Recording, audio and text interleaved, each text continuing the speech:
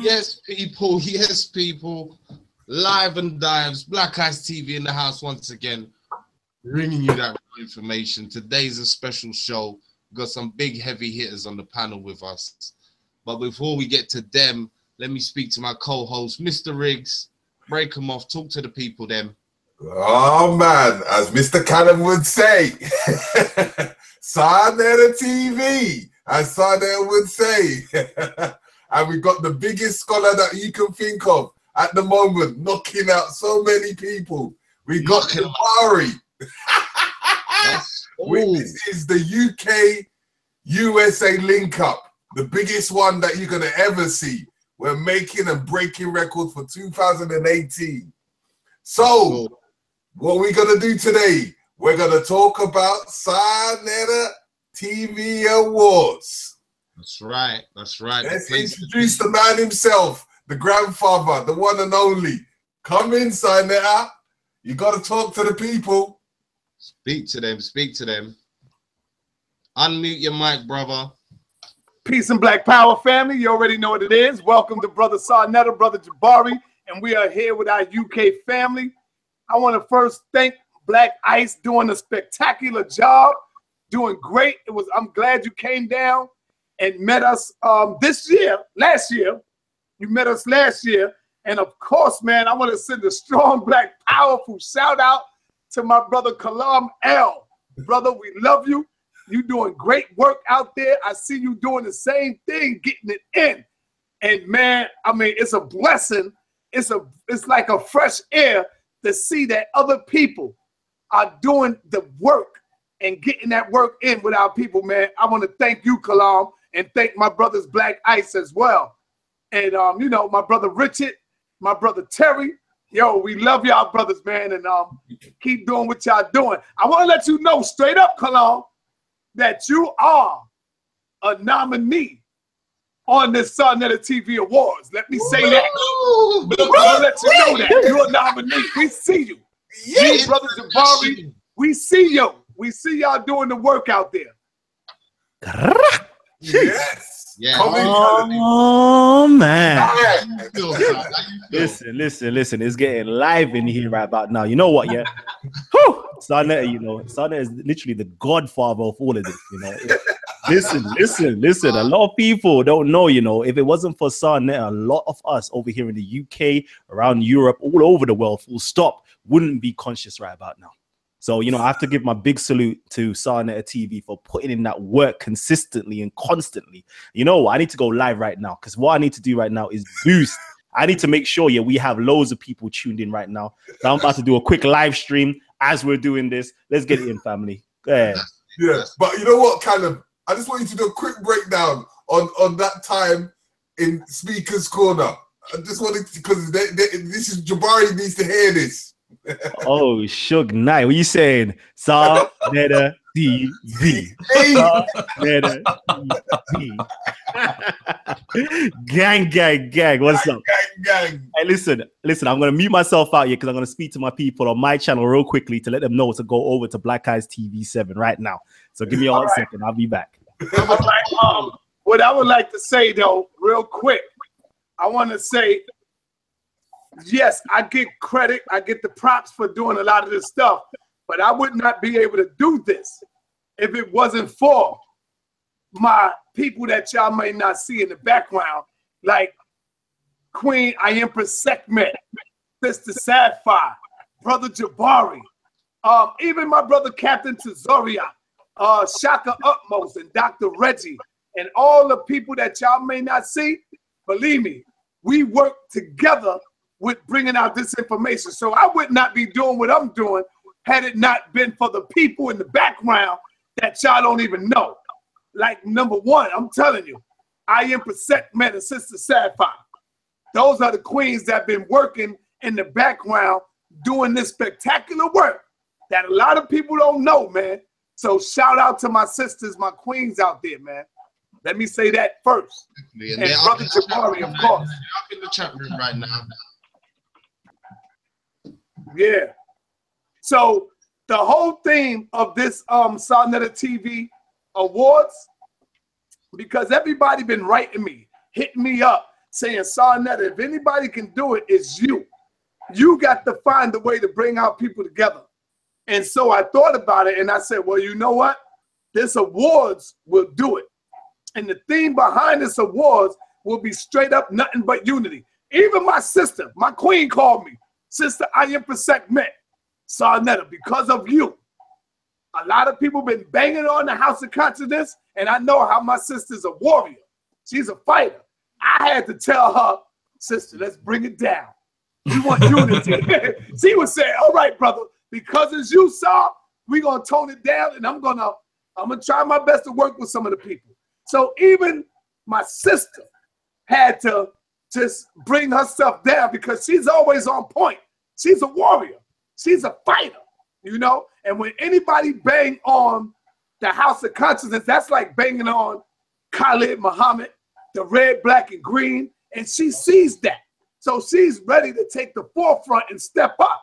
So I'm like, all right, sister, we're gonna try to bring peace and you know, to the people. She said, all right, Sal, I'm following your lead. That's what she said. She said, I'm following your lead, brother. If that's what we're gonna do, we're gonna do it.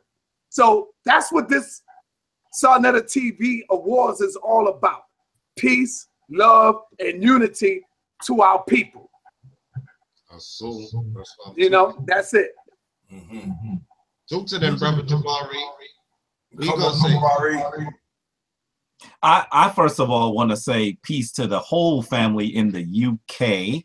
We have to recognize that as Africans worldwide, our population is as large as anyone else's. Often you'll hear people talk about the Chinese population or the Indian population and how they have masses of people. But the reality is Africans are as massive as either of those groups. And we are all over the world. In some ways, while it may seem that we're fragmented, in actuality, what you'll recognize is that we are strategically placed. And so there are going to be institutions for our uplift, institutions that will lead us once more to the forefront of human civilization.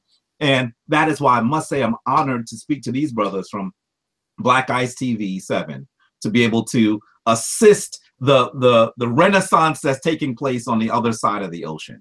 And I also gotta say, I was not familiar with my brother Kalam El. I was not familiar with him until I saw that video that was put up on Content Over Everything. And I called Sarnetta way too early in the morning, by the way. And I said, oh, what's that brother talking? He said, oh, that's Kalam El. I was like, that brother was dropping some science.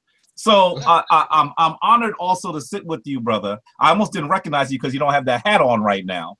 But I'm telling you that these brothers here have been putting in work, and it is absolutely predestined that we unite. Because when we unite, no one will be able to stop us. We will be able to make international moves.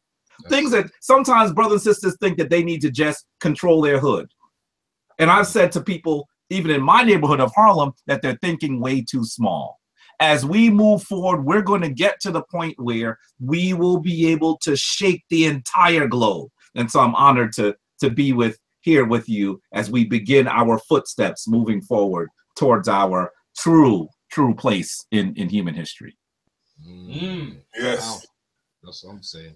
Callum, give us an insight on that speaker's corner and what will happen when Sarnetta and Jabari come down. Give them that effect. Yeah. Oh man, you already know it's gonna be explosive. It's gonna be mad explosive. I can already see it from now. I've got people all the way up in Leicester, Birmingham, Scotland, York. Everybody here will literally be coming down for this event right here. I'm telling you this from now. Facts. Because you know what, the whole family's been waiting for this moment, They've always been asking me, so you know what, Cal, like I know you're in contact with these people in the US, like Polite, Brother Sarnetta and so forth, but when are they gonna come down? Listen, family, listen, you've heard it already, yeah, from the Godfather's mouth. All right? Brother Sarnetta is looking to come down. Jabari is looking to come down. And when we touch Speaker's Corner, Roadblock. That's a straight roadblock affair. Cause havoc. You know what? I might as well even have to start selling tickets just to enter into the park. You know them ways there. That's right.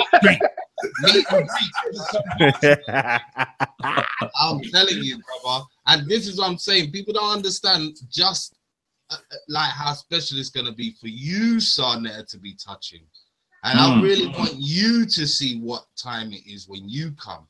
Because people are used to seeing you on that 125th Street, yeah? But I'm telling you, they're not ready for you in Speaker's Corner. Yeah, you was built for that arena. So I'm telling you, you heard it here first on Black Eyes TV 7. Listen. Yeah, it landed. And don't forget to bring the banner. No, right. You know what? I want that. I want that. Oh, Sarnetta. I want to see Sarnetta with the bullhorn. Yeah, and I want to see. I want him to be like this. Yo, here's my foot. Here's my foot. Kiss it. Kiss it. That's a Sarnetta I want to see at Speaker's Corner. Peace. Yeah. You ready for them? You ready for them challenges, Sarnetta? Man, this is light work right here. This is light work.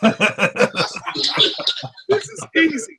If you can do it in Harlem, the city of New York, brother, everything else is easy to me. And I'm going to just be who I am. I'm going to be myself. I'm going in to represent.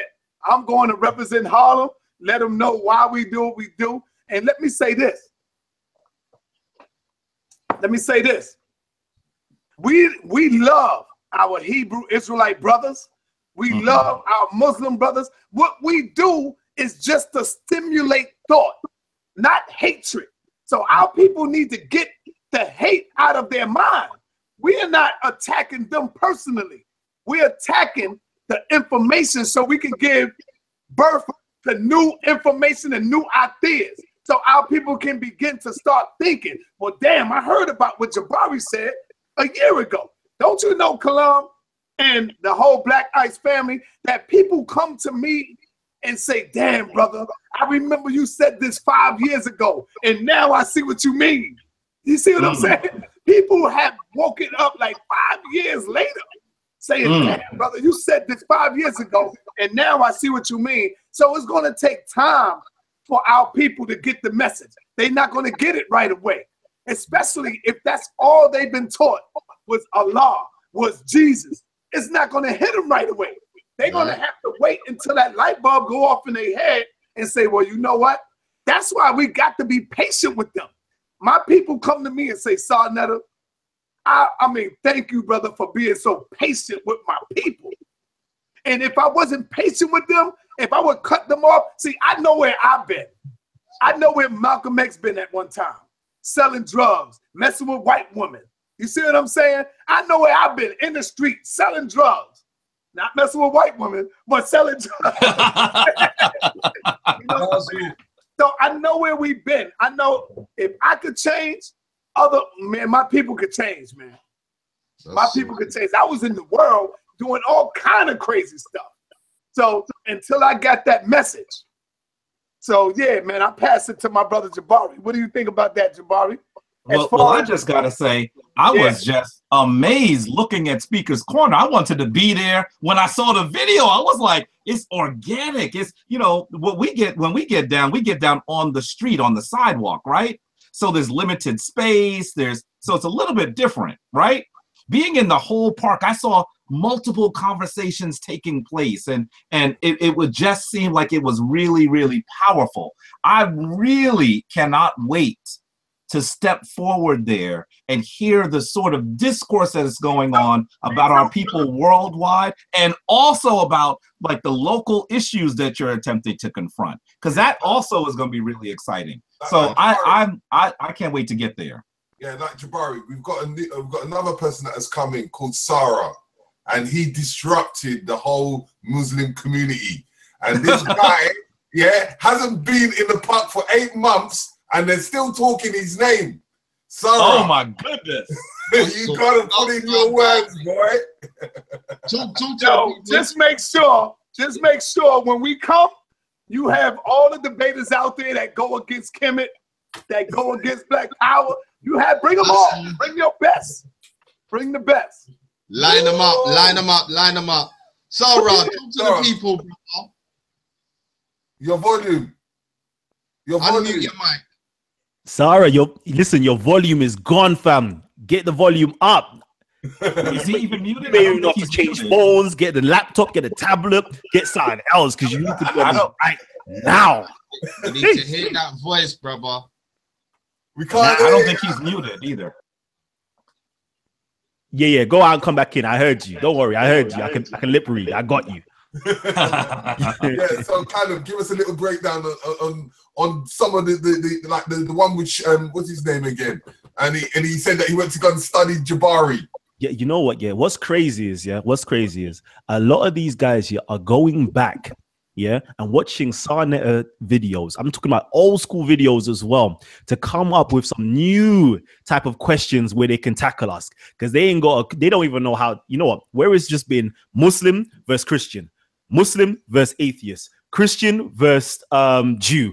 It's just been those types of dialogues, but it's never been a Black Power, Pan-African, Kemetic type of dialogue going on. So they're like, what do we do? What do we do? What do we do? And the only place where they can get that nice resource of information is literally going to Jabari's channel, Jabari Azazi's channel, for those people who don't know. Going into Brother Sarnetta, Black News 102's channel. And those types of channels to kind of familiarize themselves, and then they're presenting certain arguments. For example, who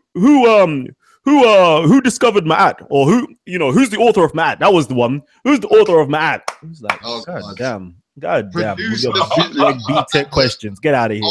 God giving it to. You telling me you hearing that question on that side too? Listen, we've been hearing that question. It's across the board, Jabari. I'm telling you. Wow. These literalists. Yeah?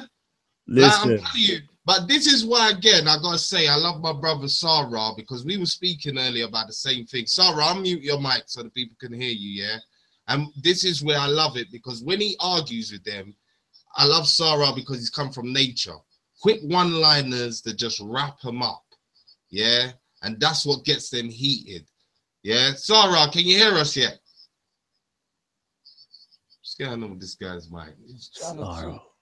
You're still muted, bruv. Boy, I'm going to try to translate for them. I'm going to try to interpret your words. He says, I'm going to drop out and try back again. You know what? Let me get him on the phone. If all else fails, I'm going to get him on the phone. Jabari, I tell you what, the argument about whether or not there's a literal text that talks about us being handed the laws of Maya by the deity to the people. We have that same argument, that same Zion Lex argument we have over here.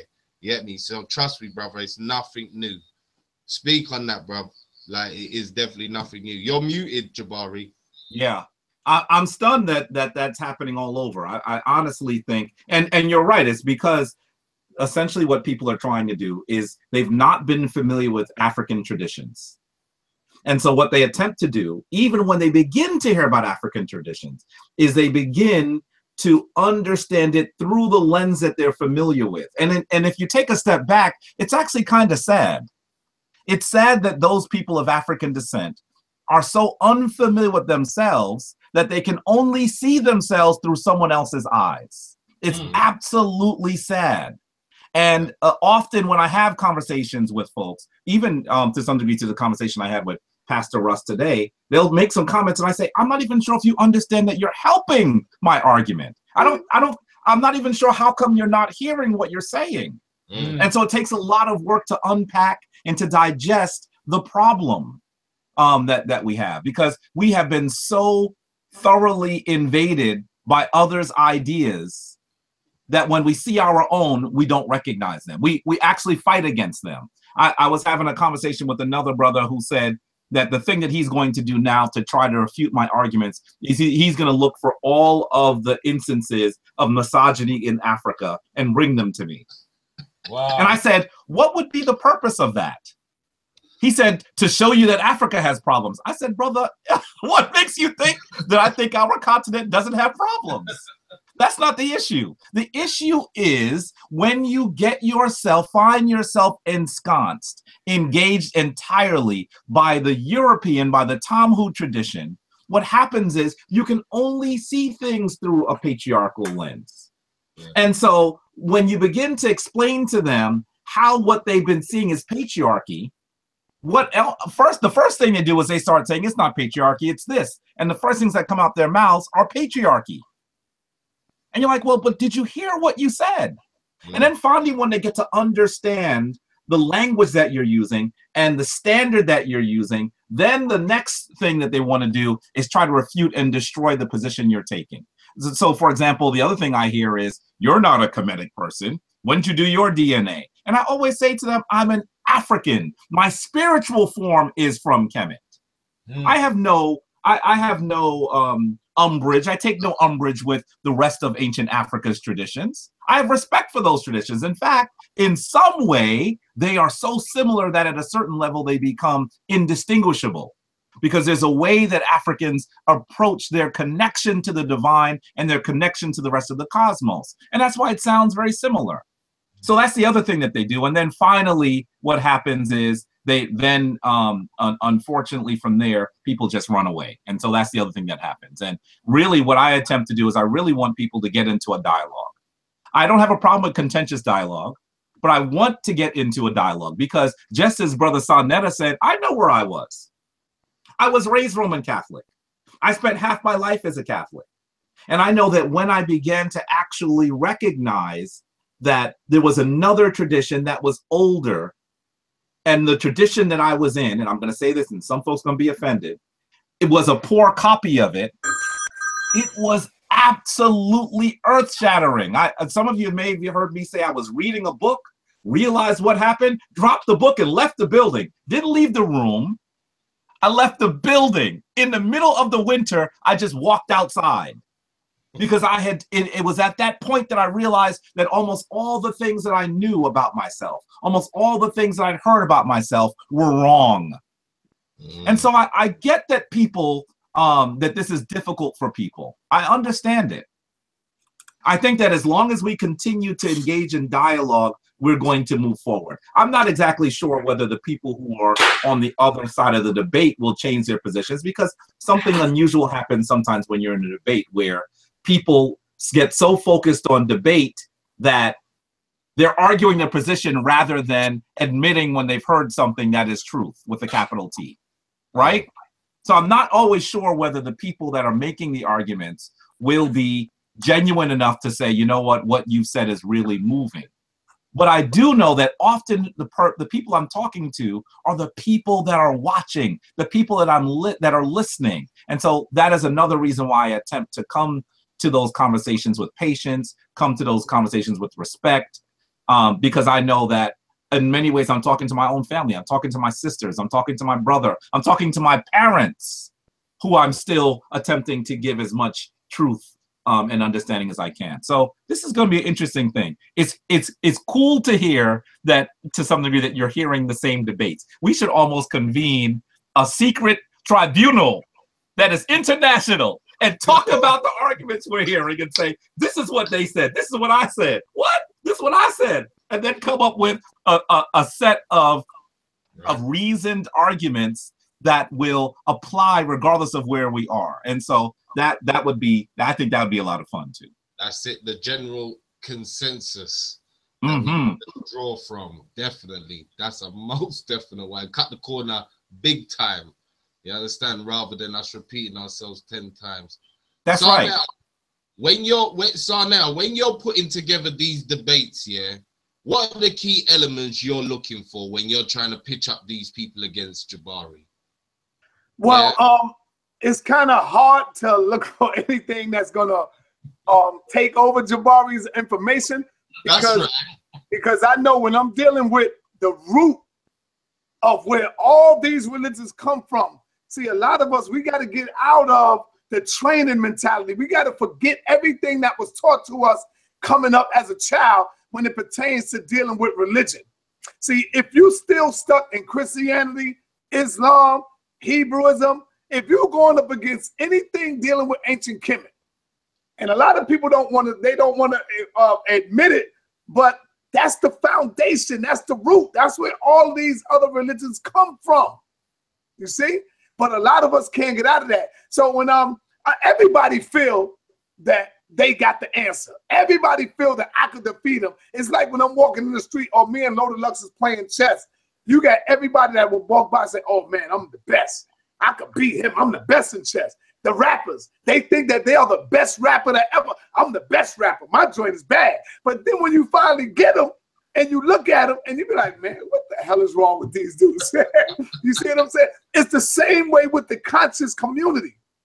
They swear that their information is the best and that they can do better than anybody else. And when you finally put us together, they realize that it is not as easy as we thought it would be. When you finally put us together, look at Zion Lex. Not Zion, but Lex Vortex for a minute. Oh my days! Shout out to my brother Lex Vortex. Shout out to you. He thought it would be easy to sit down with brother Jabari, and when he sat down with him, he seen that it was not as easy as he thought it would be. He got eaten. What happens. So what I look for is, I think I am the most misunderstood in the new conscious community. YouTube is the new conscious community. You see what I'm saying? They think I do what I do for views and for money. That's what they think. I do what I do for the love and the inspiration.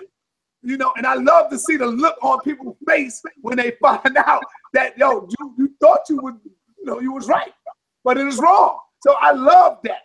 I love to get the information to the people. I love to inspire thought to our people. And that's what I do. People go, when these debates is over, they go back home and they start thinking. And they be like, damn, you know what I'm saying? So I love to spark thought on our people. And remember, everything, it all comes out of love. A lot of people don't know. The first thing I do to my people, I take them in the back and I say, brother, the people don't want to hear nothing personal. We don't care about this and that. We want to deal with the information. The minute they get on that damn stage, they go crazy. They go crazy, like we war, we enemies.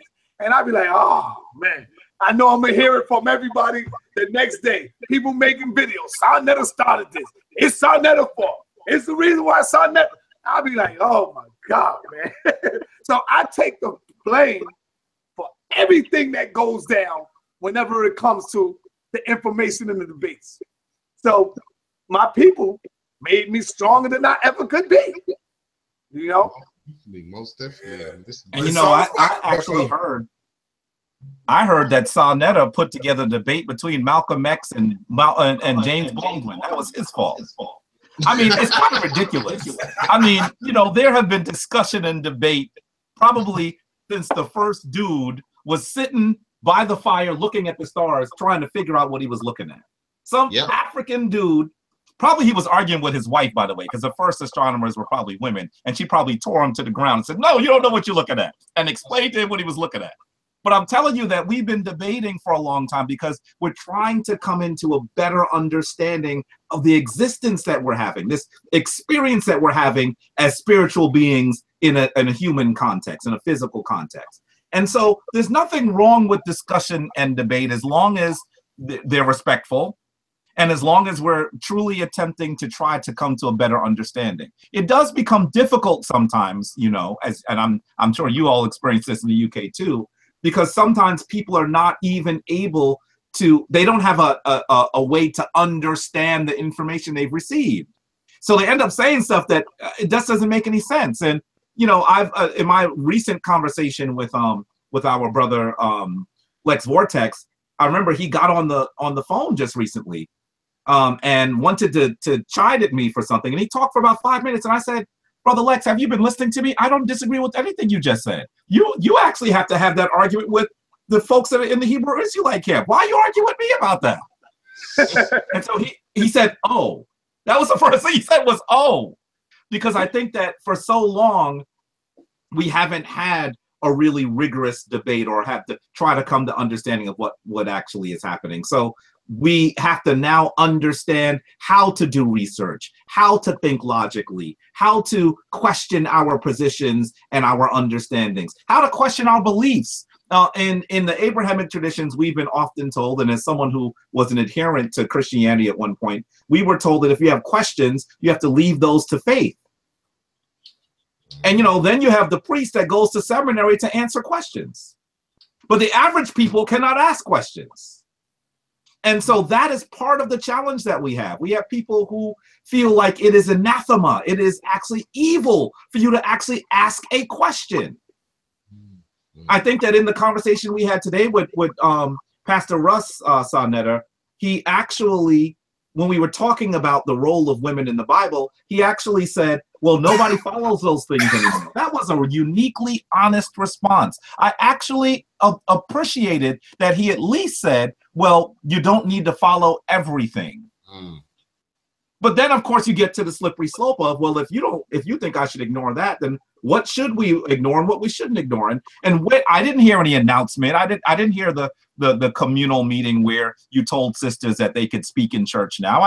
Maybe I wasn't invited to that meeting. You know what I mean? So, you know, these are conversations that everyone needs to have about their tradition. Do I have questions about my own tradition coming out of ancient Kemet? You better believe I do.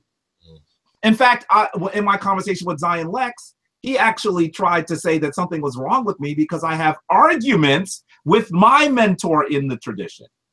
And you should know, if you sit with me and Baba Heru Ankra Samad Se Patah, we're constantly making arguments. I don't agree with him on everything. When I sat with Dr. Ben Yosef Ben Yakinen, we didn't agree with everything. I didn't agree with everything with Dr. John Henry Clark, who I also had a close relationship with. We didn't agree with everything, but in our conversations, I came to a better understanding of who I was. In fact, in those debates and conversations I had with them, I was not prepared for them at the time.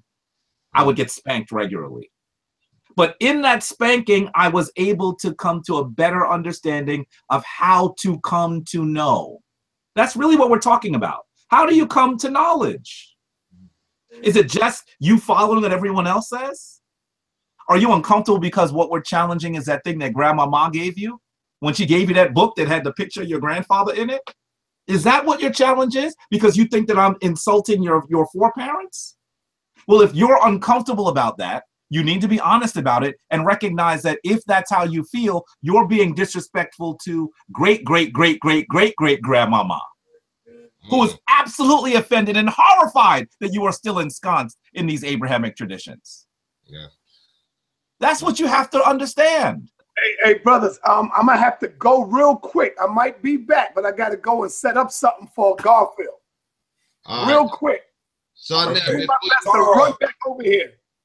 You want to say anything quickly before you truck off, son? Now, say that again.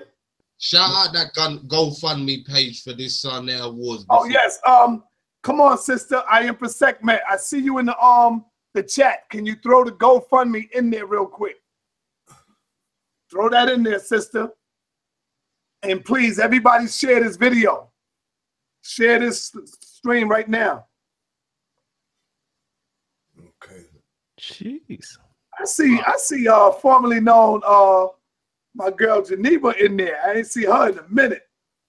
Geneva bang on me though, but it's all good. I love my sister. Geneva be going in.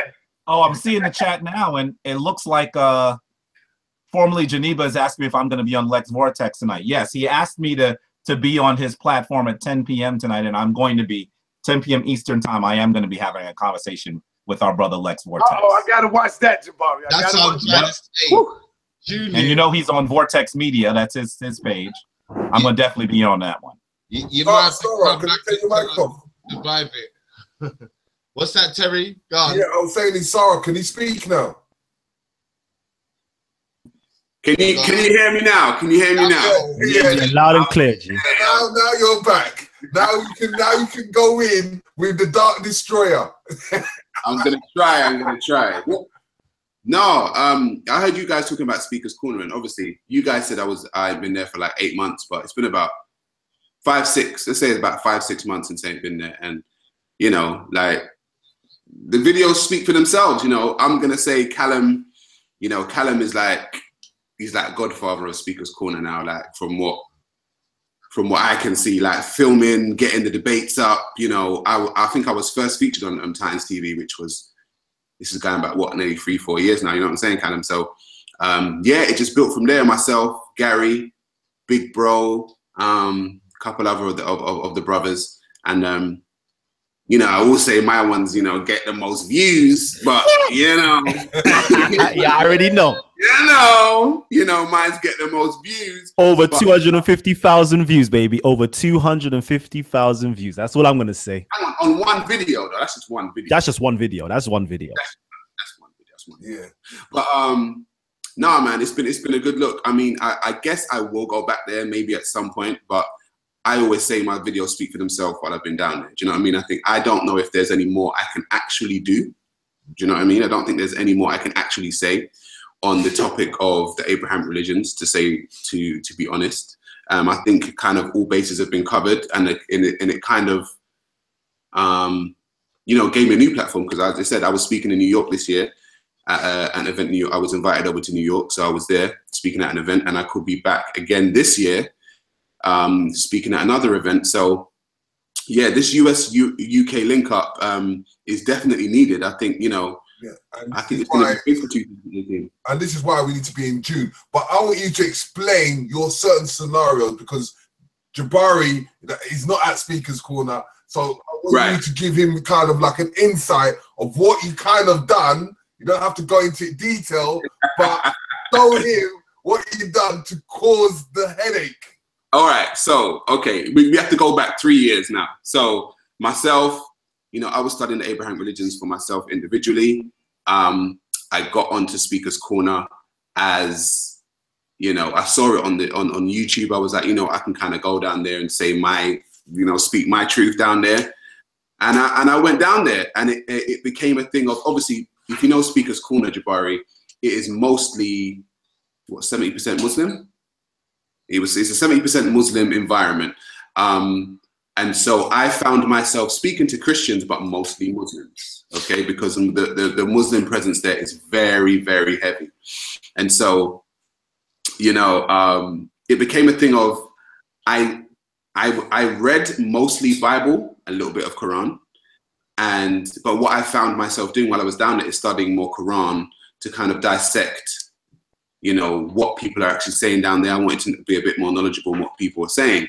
So I went down there and I basically dissected the religion for what it was. I dissected the Prophet Muhammad. I dissected the hadiths. I dissected the Quran. You know, it never went down well because then I got death threats from the religion of peace, as they say. From the religion of peace, you know, I got these death threats, and, you know, the police had to actually come to me personally and say, you know, they have inside intelligence that somebody is actually planning to do me physical harm. And so, yeah, seriously, the police contacted me and told me that there's somebody planning to do me physical harm. And so I was like, whoa, like, all for religion. And they were like, that's our inside intelligence. So I kind of had to take a back seat. You know, I've got a family, got a woman to support, got, you know, whatever, I've got children to support. And I'm thinking, now I can't really, you know, really be going down there, you know, and for something to happen to me. So I kind of took a step back, but by that time, I guess the damage was really done. So what I kind of done is that I started my own channel, and I started what they call Sarah's Corner. And yeah, I started my own videos and my own videographer. I started doing my own stuff. And yeah, that's where I am now. So, and then off the back of that, as Callum knows and the panel know, us in the UK, you know, I got some calls from the US, people asking me to come over, speak on some stuff. I think next year I might be doing, is it Columbia University? Were asking me to kind of do some stuff maybe. So yeah, I think 2018 will be a good year for the US-UK link up, I think. Yeah, and that's how powerful. Jabari, is there any questions you want to ask Sarah about the Speaker's Corner? Well, I know first let me say, when you're back in New York, Columbia University is literally, I mean, it's a bike ride from here. You know, it's very close by. So when you come in, I really love to know when you're here, so that we can definitely link up and talk further and take you out to get something to eat, that kind of stuff. Yeah, I mean, what was interesting is that while I was there, you know, Warrior Hebrew Perry. I've heard of him.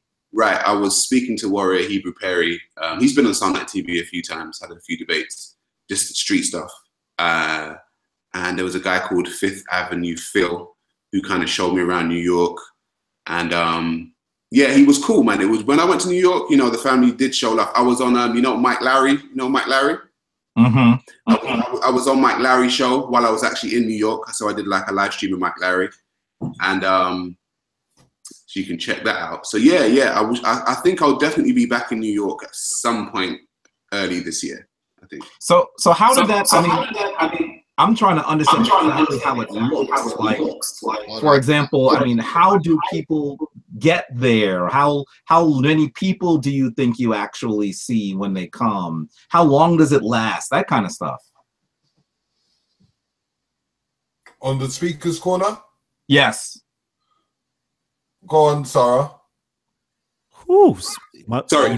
Well, to get there, it's at a place called Marble Arch or Hyde Park Corner. You can go either way.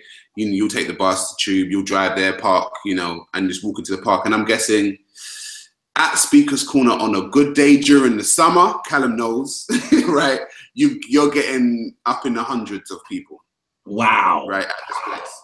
And so what happens, you have some people who have like ladders, who like speak on ladders and are like preaching, basically. You know, you get the Christian preachers or you get the Muslim speakers or you get the guys who are politically minded.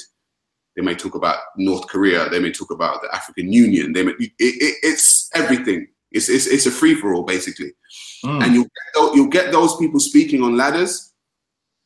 But I would say the meat of the conversation goes on with people who have maybe heard what somebody has said and then kind of had like side conversations, right? And then that's when people with their cameras and stuff or their phones are about and they'll film the conversation that's going on between two people that may be, you know, opposites politically, opposites religiously.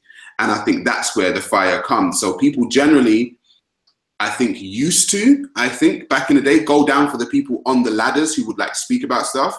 But it's, I mean, they're there, you know, like, let's say they're there, but I think the crux of the conversations go on ground when people are just having like conversations like this, basically. And people just get their cameras out and they go, you know, they literally just say, oh, the Prophet Muhammad was so-and-so, or Jesus was this, and, you know, I don't know, the Bible is that, or the Quran is that, and it becomes like basically an explosion. Really. Wow. Like Jabari, Callum, like when we like the past few weeks, we've been talking about Isaiah 42. Jeez, you want to jump into that, you know? Isaiah 42, yeah, that's been crazy still. That's been mad crazy. So yeah, the conversations are usually, they just take place organically. Everybody just comes together. You know, there's overhearing of conversations. You know, I don't agree with that. Well, I disagree with that. And then it just sparks off into it's just beautiful to see how it sparks off. Sometimes we actually have organized debates as well. Organized debates, you know, certain people call my phone up, you know, I want to debate this person. Yeah, okay, cool. Yo, this person, he wants to debate you. You know what? I've got him. All right, cool. Let's do this. We come together, we organize it, we put everybody forward, we get the cameras out, we start recording. So, you know, sometimes it's organized debates and sometimes it's just organic debates. Or they want to fight you, or they want to like. Or when it gets a bit too hot, it gets hot sometimes. Because sometimes, you know, people don't like to hear that. You know what they say? The truth is bitter. The truth hurts. Some people can't digest that truth right there. So, okay, you know, so letting Jabari know, during the time that I was down there, right, what I found is academically, the Muslims generally couldn't debate me, right? And so there was a certain Muslim who's probably like 7 foot tall, you know, I don't know, he's 6 foot. Wow. Some shit, like, and he was like, right, okay, I challenge you to an MMA match. And I'm like, what? Yeah. I'm telling you, bro. It gets like that. Bro. Right? They called Callum. They were like, listen, tell Sarah we want an MMA match with 5-ounce gloves or some crazy shit. And I'm like, bro, okay. So we're debating here, and you guys, all you can like, this is information, right? You're clear when we're talking about information. Right? I always say, you know, slander and violence are obviously, you know, tools when you've lost the battle. For me, right. So I kind of laughed it off. You know, I was there. Callum filmed it. It's on Callum's channel. When the guy came up to me and offered me, gave me 3 options that you can either come with us and have dinner with us. I was like, nah, I'm cool. I'm all right. I don't want to do that. He's like,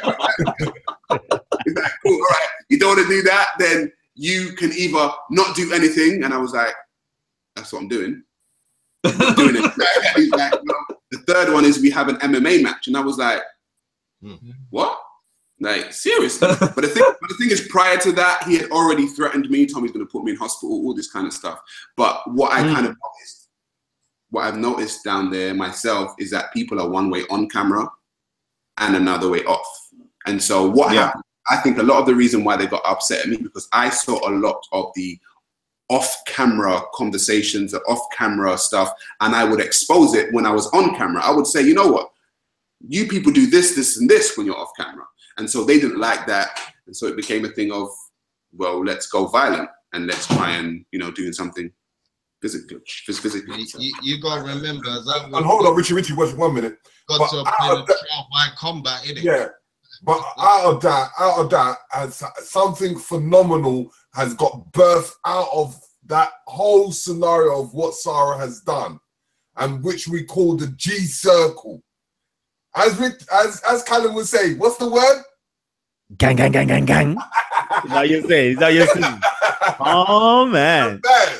You know, let me with a new generation. Let me just do this real quickly. Young Cali, baby. Oh man. And you know what? Yeah.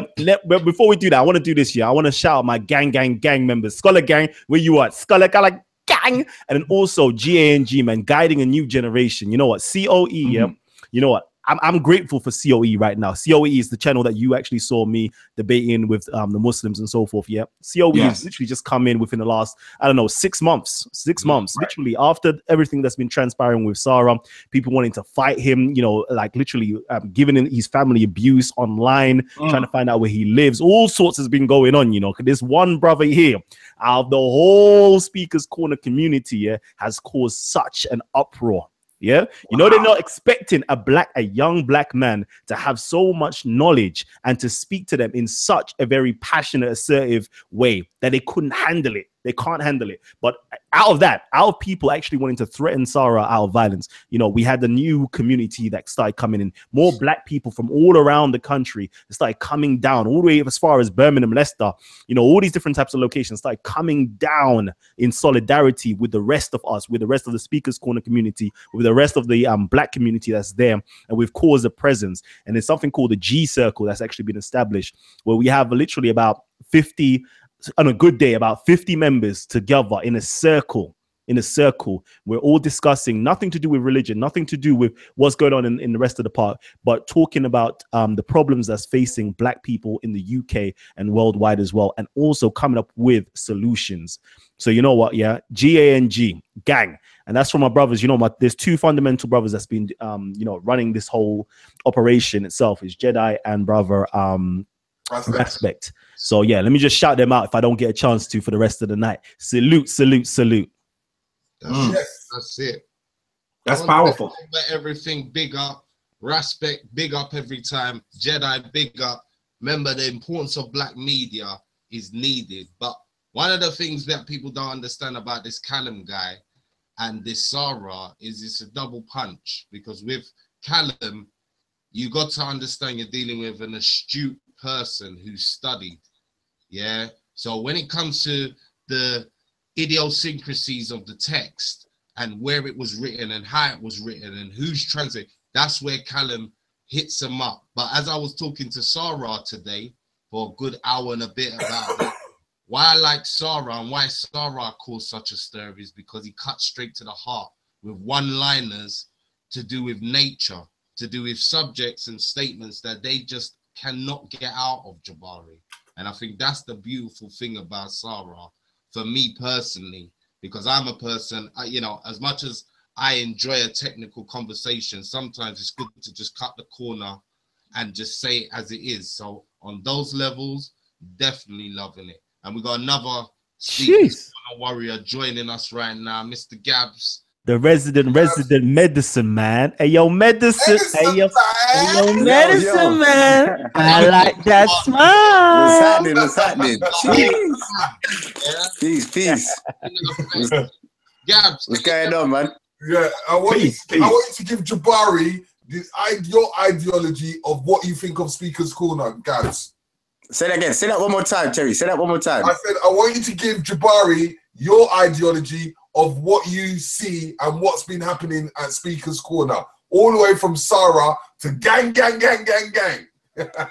Boy, Speaker's Corner, you know. Do you know what? Yeah, Speaker's Corner. Obviously, the first time I got involved with Speaker's Corner, obviously was through my mum, because obviously my mum was going around there, and then obviously she told me that you know, Kalam was down there, so I was like, oh, okay. She was like, yeah, man, you should come down there, come check out the debates. You know, you got Christians, Muslims and out there speaking and stuff like that, atheists. So I thought, you know what, yeah, let me come down there and see what's going on down there and see what's happening. So basically, obviously, hold on a sec. Sorry, hold on. Resident medicine man. The resident Sorry. The enemies of progress are trying to call me, man. Nah, that's that so basically, money. yeah, I went down Speaker's Corner. You know, the first time I went down there, I was surprised. I was shocked at the amount of Muslims that were down there, and it was like a what's the word? It was like a Royal Rumble of Muslims attacking Christians. That's the first thing I see, and I didn't know how I was going to get involved with having some dialogue with the people there, because the Muslims there was aggressive, and I was thinking, if you ain't got the information, they can just twine you up in all kinds of riddles and stuff like that, and you wouldn't even know how to come back. So I kind of just went there and was just watching, you know, looking at who the main speakers were, you know, bumped into my brother Sarah. I see Sarah dropping some knowledge there, you know, some energy. Gary was also there. Who else? Kalam. Actually, at that time, Kalam was more doing the videos, you know, doing the videos and the recording. It was but anyway, you know, after a couple of sessions, it was time, you know, to unleash the dragon, you know, unleash the dragon. So I dropped a couple of, you know, a little bit of knowledge here and there. Hey, yo, Gabs, though, who was the first person you debated on camera, though? I think, do you know what's that Muslim brother's name again? It was on your camera, the ginger one. What's his name? Oh, okay, yeah. With the gold tooth. Nah, sweet. Nah. You debated Zachariah before that, I'm sure. Zachariah? Yeah, when he was Christian, G. Oh, yeah. That did you get that on video? Oh, yeah. Do you know what? You're right. No, actually, tell a lie. It was the ginger guy, and then the following Sunday, I had the discussion with Zachariah. Remember when me and him was talking on your camera? Mm-hmm. Yeah, so Zachariah was my first Christian victim, you know, that I had to, you know, dispense the medicine on, you know, but the first medicine for the Muslim, yeah, was definitely the ginger guy. What's his name? I think his name is Adam. Nah. Sarah, is that his name? Dawood. Is it Dawood or Dawood? Which one? So. Bigger Valley. I know you're in the comment section right now, yeah? You know who we're talking about, your ginger brethren. Yeah, your ginger brethren. The one with the silver tooth. He's got a silver tooth. Yeah. Hold on, are we live? Yeah. Yeah. Lit, baby. Sorry, I'm all over the place. TV 7, son. Black Ice, you know. UK USA link up show. We had Letter on earlier talking. Yeah. Okay. Jabari's blessing us. Hey, Jabari, I see you there. Hey, Jabari, you know. Hey, big elder. Peace to you, Jabari. Hey, Gabs. You know what I mean? Gabs, I just want to let you lot know, you know. I want you to let you lot know, because I don't know if everybody else knows right about now, yeah? Zarnetta dropped the bomb earlier on. Guess what's going on? What's happening? Please tell me what's happening. Guess what we're nominated for? Guess what we're nominated for? What we nominated for, B? We nominated for a Zarnetta TV award, baby. Are you for real? Are you about to be for real? You like joking, man. Nah, seriously. Remember what we said at the beginning of this year? What did we say? What is our objective for the beginning of this year? The objective for the beginning of this year was to get the UK on the map. You know, starting to get some of the UK speakers on the map, you know, and bridge the gap between the UK and the American audience, because, you know, as people know, especially me, I remember just watching all Sarnetta TV, Sarnetta's videos, you know, Polite, Shaka, Amara Squad, do you know what I mean? And I remember me and you talking and thinking, hold on, there's nothing really here in the UK, you know? Right. There's nothing really here. So we actually have to give props to Sarnetta because, you know, those brothers over in America that was, you know, dropping the knowledge and that kind of like kick-started us to, you know, want to hit hard down in the UK, do you know what I mean? And I'm actually glad to say that, you know, we did it. That 2017, that was a big year. Sarah, Kalam, who else? Raspek, the gang. You know what I mean? Everyone was just trying to push this this chemistry and this understanding that we have. And, you know, I think it worked well. You know, there was a lot of bruises and cuts along the way. But, you know, we're still standing strong, you know what I mean? I ain't got none yet. You ain't got none, no? Yo. So, boy, 2018, if what you're saying is true, and Sarnetta is nominating us for... We're going in June, regardless. Well, it's not even what we're saying. We're actually going to go in June. And we're going to plan to go 30 strong. Richie and Terry, you're not going in June. We're going. Black Eyes TV will be in the house. Everybody's going. I don't care what anyone's got to say. We have to. As long as you pay for my ticket, bro, I'm good. I gotta open a GoFundMe. GoFundMe. We're gonna GoFundMe, and we're gonna get everybody to donate for the whole of UK to arrive in USMA. Jeez, man, that's big. That's big. That's big. That's big, man. You see what kind of warriors that you're going to be coming to meet when you yes, this is powerful. This is powerful. We need to continue to talk, even offline, and because I think that it strikes me that we're probably having some of the same conversations. I mean, the fact that you talk about the fact that people are asking who authored Ma'at. I mean, that's the first question I got. You know, and I thought it was such a strange question, being someone who had been in the Kemetic tradition as long as I had. No one in the Kemetic tradition asked that question, right? Because when you understand the way that the history and the spirituality form occurs, no one would actually ever think to ask something so literal, right? But it's become a major question. I'm sure you're getting lots of other literalist questions. Like, for example, one of the things that people try to say to me is, you know, there have been millions of animal mummies. And they look at me and I'm supposed to go, oh no, you have to see me. And I go, yeah. And they go, well, they were making those. I was like, yeah. And that means that they think it's real. I said, what do you think is real? Then they get upset. It's, well, what does real mean? What does real mean? Right? I mean, look, if I go through this neighborhood in Harlem, this is a black neighborhood. I bet you I can find hundreds of statues of Superman, a white dude with a red cape on. Does that mean that these little black kids think that Superman is real? Yeah, exactly. They're concepts. They're concepts. And so some concepts clearly are more important than others. And those concepts that are most important, I would argue, are realer than something that occurred one time in history. Because these concepts, these metaphysical, spiritual forces are always alive.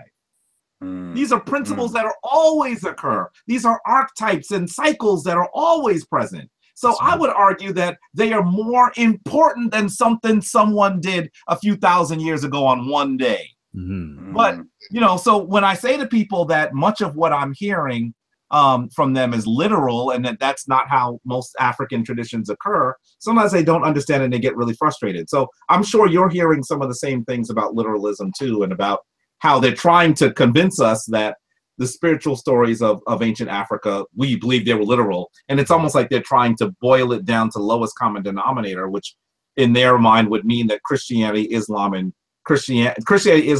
Judaism are also, it's the same thing.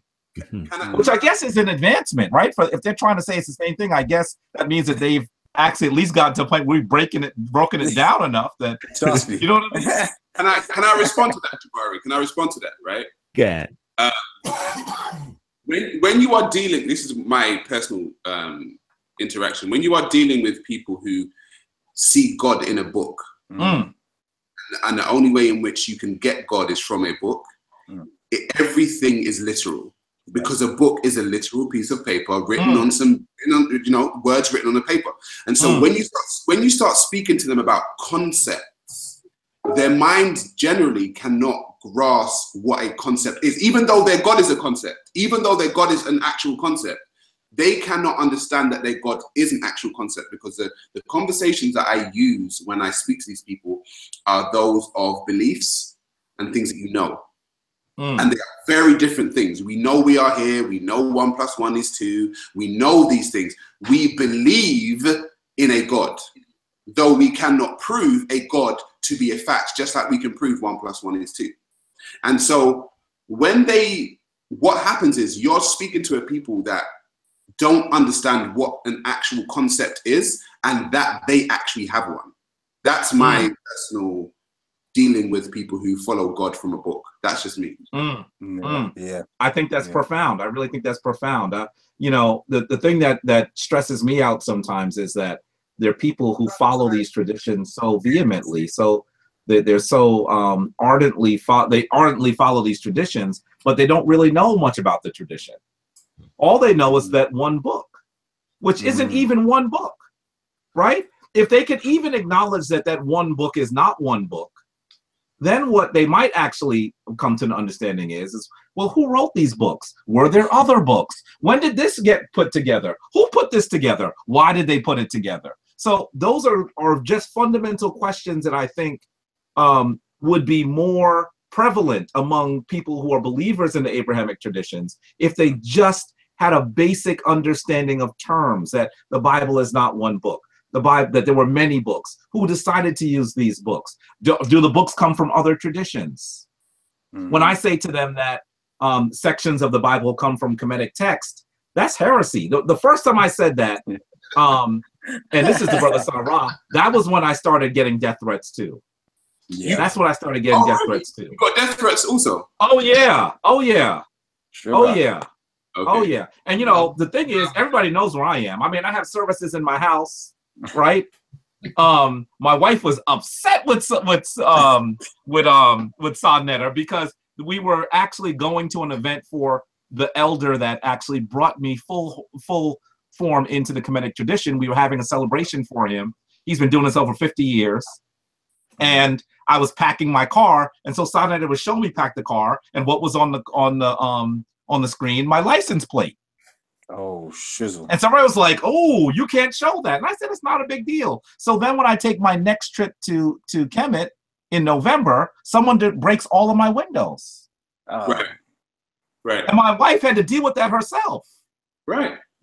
So, but I said, you're dealing with the people, right, who, this was interesting to me, right?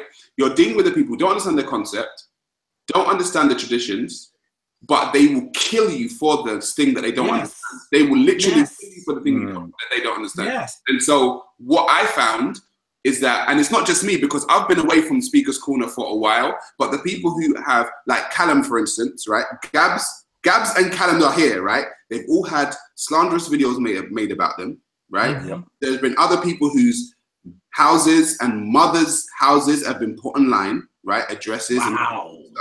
People's children's schools have been put online as to where they're. I'm telling you, people will literally you that they don't even understand themselves. Because when I speak to them and I say, listen, do you understand the God that you speak about? Oh no, no one can ever truly understand God. I said, so why the hell are you speaking about him? Why are you speaking about something you don't understand? You're always going to do it a disservice. Oh, they don't like that. Oh no, but God said, all right, cool, and I'm going to kill you for that, God. I'm telling you, you're dealing with the people that are not all, in my view, mentally there. The sickness. This is what I say. The sickness. Yeah. Sickness is real, man. That's why we got the medicine, man. Trust me, the sickness is real, man. Right, I'm telling you, that's why that phrase, I'm telling you, that phrase, medicine, it was needed, because after a while, obviously, when me, the brother Kalam and Sarah was having debates, You know, sometimes when you just actually go to Speaker's Corner and you sit back and you just watch, and you can just see, you know, the interaction with the people and the way they treat their scriptures, and it's like you're scratching your head. I'm thinking, this can only be a sickness. Do you know what I mean? For people to go to these lengths, to want to attack people and, you know, do all the things that Sarah mentioned, I thought to myself, this must be an illness. Yeah. So surely we must have to prescribe the medicine. That's the only way we're going to heal these people. Do you know what I mean? So I had to make that funny term and say, listen, the medicine, man, we need to give out the medicine. Do you know what I mean? Because if some person's sick, if there's someone speaking sickness or spewing out sickness, the sickness is going to spread. So you're going to need someone to come and deal with this medicine. Otherwise, we're going to catch it as well. We might catch it. You never know. Do you know what I mean? I don't want to catch that sickness. I'm trying to stay medicine. I'm trying to stay sickness free. You know what I mean? That's right. No, that's it's crazy. It's crazy. That's why I think we're gonna have to create some sort of international medical panel like this. Yeah. Together, and we definitely disseminate the most asked questions, because just from this conversation, we're seeing straight away whether you're in America or here, we're hearing the same silly statements. So maybe that in itself is something we have to come together and address on a regular basis, once a month. I don't mind, but we gather up the most asked questions and we just break them down one at a time. Everybody gives their opinion, because again, as we were talking off air with Jabari before we even started, we were talking about a consensus, needing a consensus certain times to cut all the silliness out. So again, rather than you ask 10 people separately, you already know, don't come over to this corner because this is how we think, this is what we do. And again, it's not measured by this God concept. This is why they get so emotional, because when we're talking from a reasoning point of view. When they're talking from this perfection, it was God that said it. So again, there's gonna be offense there when they want you to share in that fantasy and you don't. Yeah. There's a dude with a beard on a cloud. That's it. You know, as opposed to this is reasoning that came up through ancestors who tried to understand their role in the universe. And I think that is a fundamental challenge. So yeah, I think that we do need to have regular conversations, and maybe even a biannual conference of folks. You know, maybe one year we'll do it in the UK, the next year we'll do it in the US, and we'll swap back and forth. It's a way for us to continue to communicate with each other. That's what I'm talking about. You know, family. May I quickly just do this real quickly, you know, because I love actually just showing that same love and respect to the fans here, because you know what, they're watching us right now. They could have been anywhere else, but they're here right now watching us. So let me just do a quick shout out to Ricardo D. Williams, Michael Adesanya, Ansel Martin. What's good, my brother? Kiz Spence in the building.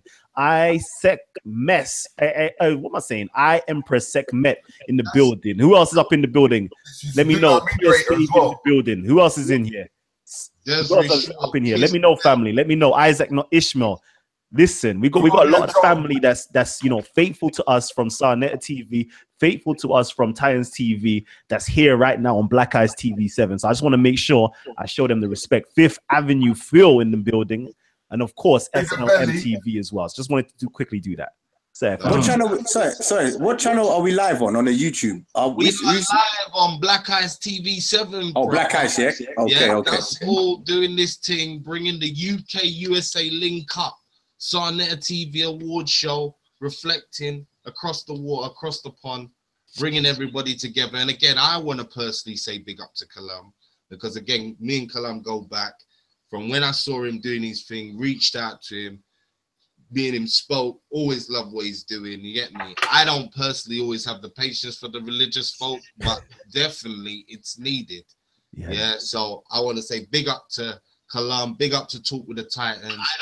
Big up to Content Over Everything. I cannot stress it enough. I'd love to have him on the show as well. Because again, we have to do an importance of black media out here, people, where you have to support one another. We have to come together. We have to do these link-up shows. Yeah, because if we're not telling our own story, our story will be told by somebody else. And it's not going to look good. Yeah, it's not going to look good. And that's why Richard I want to emphasize on the real reasons why we're all here and about Sinetta TV, because what Sinetta is trying to do is going to be a phenomenal thing, and he's asking for the general public to just even donate £2 to the GoFundMe. But we're going to even do another GoFundMe, where we're going to generate money for the UK to get themselves over there. Yeah. Big. Because we need to unify once we can cross over that bridge, so that we can knock that bridge and become that bridge. That's real. That's real. Hey yo, That's real right. quickly, before you even go on a little bit longer, let me just do this quick shout again. I try you in the building as well. Yeah. Shout outs to Beefy as well. And of course, who else have we got here? I just want to make sure I got everybody shouted out. Okay. Michael Adesanya, we've really shouted you out. Stefano Bong as well in the building. So you know what? Shouts to you, Stefano, Tony Mason as well. You know what? Who else is here? Jay Black's online as well. Shaka G's here. Ali Dawood is here as well. You know what? My old school brothers and sisters are in the building. So shouts to you, man. Because we live, baby. We lit, baby. We lit. Gang.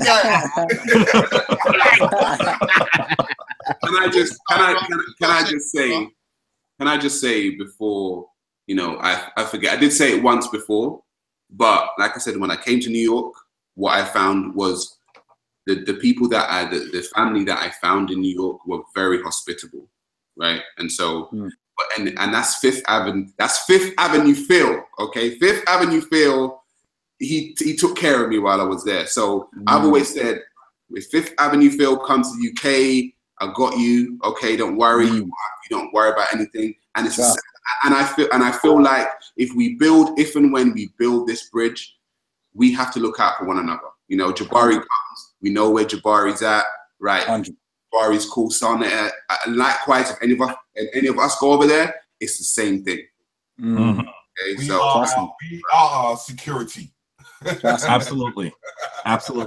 Worldwide. Oh yeah, that's of critical importance. Oh yeah.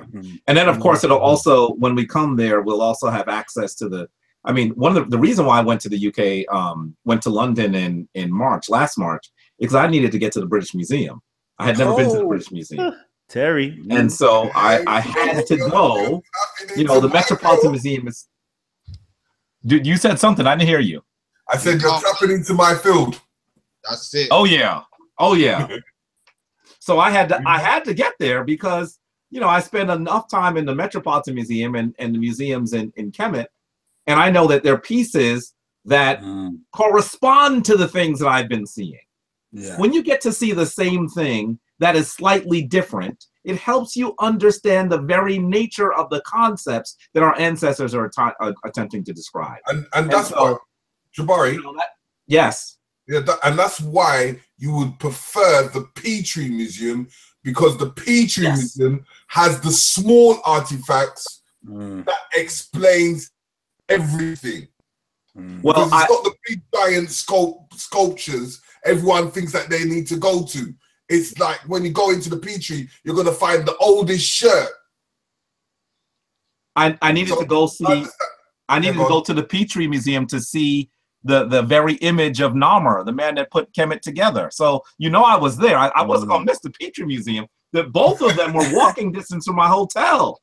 Yep. So to be able to get to both of those institutions was of critical importance. It helped us begin to continue to put the story together, and I become a better scholar having access to all of that information. So, you know, that's another reason why we need to go back and forth, not just for the connections that we'll make with each other, but because then we'll have access. And perhaps when we're dealing with people who live in those areas, we'll have deeper access to those institutions. Well, that's one of the things we definitely try and remedy at Black Eyes TV. We got one of your brothers, Anthony Broder, when he graced us in the UK. He went around the British Museum with me and Mr. Riggs, and Callum joined us, and we had the pleasure of him breaking down certain artifacts. So trust me, to get you over here and do the same thing. And you should know Anthony and I are very close. I have lots of conversations with Anthony. So yeah, I speak to him regularly. I was aware that when it's strange calling him Anthony. I just call him Tony, but it's strange when he went, because I was going soon. I was like, you didn't tell me you was going. And then to even go further, the same time that we were there, Runoko Rashidi was supposed to be there. Oh, but he got stuck in Guyana, so he couldn't come. So, you know, this is one of those things. That's when I went to the Peach Museum with Runoko Rashidi. Oh, really? Yeah, I went. And Callum was there. Callum, you were there, bro. Right? Wow. Yeah. They're both people who I consider mentors. They wrote a blurb from my book. They're folks that I traveled to Kemet with many times. You know, I was just with Anthony in November. So it's one of those things where being able to connect the scholars across the pond is going to be powerful too, because we're going to be able to actually bring better scholarship to our work as well. So I'm excited. The only thing we're going to have to do is, and I said this to Sonetta, I might have to slip some stuff in his milk like B.A. Baracus on the A-Team to get him on the plane. You know what I'm saying? I watched the A-Team in the UK. You know what I'm talking about? Or am I even dating myself? Because that's like from the 80s too. So I mean, because he has issues with the plane, but we're going to make sure that he has to be able to do that. I've told him that if he comes to Kemet with me, his life is going to be forever altered. You know, from the first time I went, you know, I still have dreams about my first trip. Sugar. It's odd. I still have dreams about my first trip, because it changes you. So, you know, this travel to get all the pieces of the puzzle is going to be really cool. Jabari, what do you think about the obelisk in the Central Parks? There's several things. I just led a tour and looked at it just on Saturday. I did an African Origins of Christianity tour, and we went to go see it. The first thing that comes to mind, because I was there in in absolutely blistering weather, is that it was never meant to be in this environment. No. And so that it is actually, there's this considerable damage that has been done to it. They've recently cleaned it and coated it with something so that they could try to arrest the damage. But that's one of the first things I think about it. And then I have to begin to think about the history of how it got there. I'm similar. The history to the Tekken that's in London is similar, but it was brought there by a man named Gorringe, who was a naval captain and a Mason. And when they brought it to the United States, it was uniquely tied to the enslavement of African people. Yeah, the reason why it got to New York is because Egypt was trying, and I'm saying Egypt intentionally, talking about the modern country, was attempting to create a relationship with the United States so they could sell Egyptian cotton, right? And you might say, well, why was it so important for them to sell Egyptian cotton? Well, the Egyptian government realized that with the emancipation of our ancestors in the United States, that the cotton market had taken a nosedive in the United States. So now all of a sudden there was another market that they could get Egyptian cotton to. So not only are you looking at an ancient artifact that describes one of the greatest African civilizations of record, but you're also talking about it being stolen and brought to the United States simply because there were those who were attempting to develop a new economic foothold because of the emancipation of enslaved African people. So there's a lot to say about that particular artifact. And finally, let me say, I attempt to do a regular, at the winter solstice, we attempt to do a ceremony there. And I have been fighting with the local government in New York City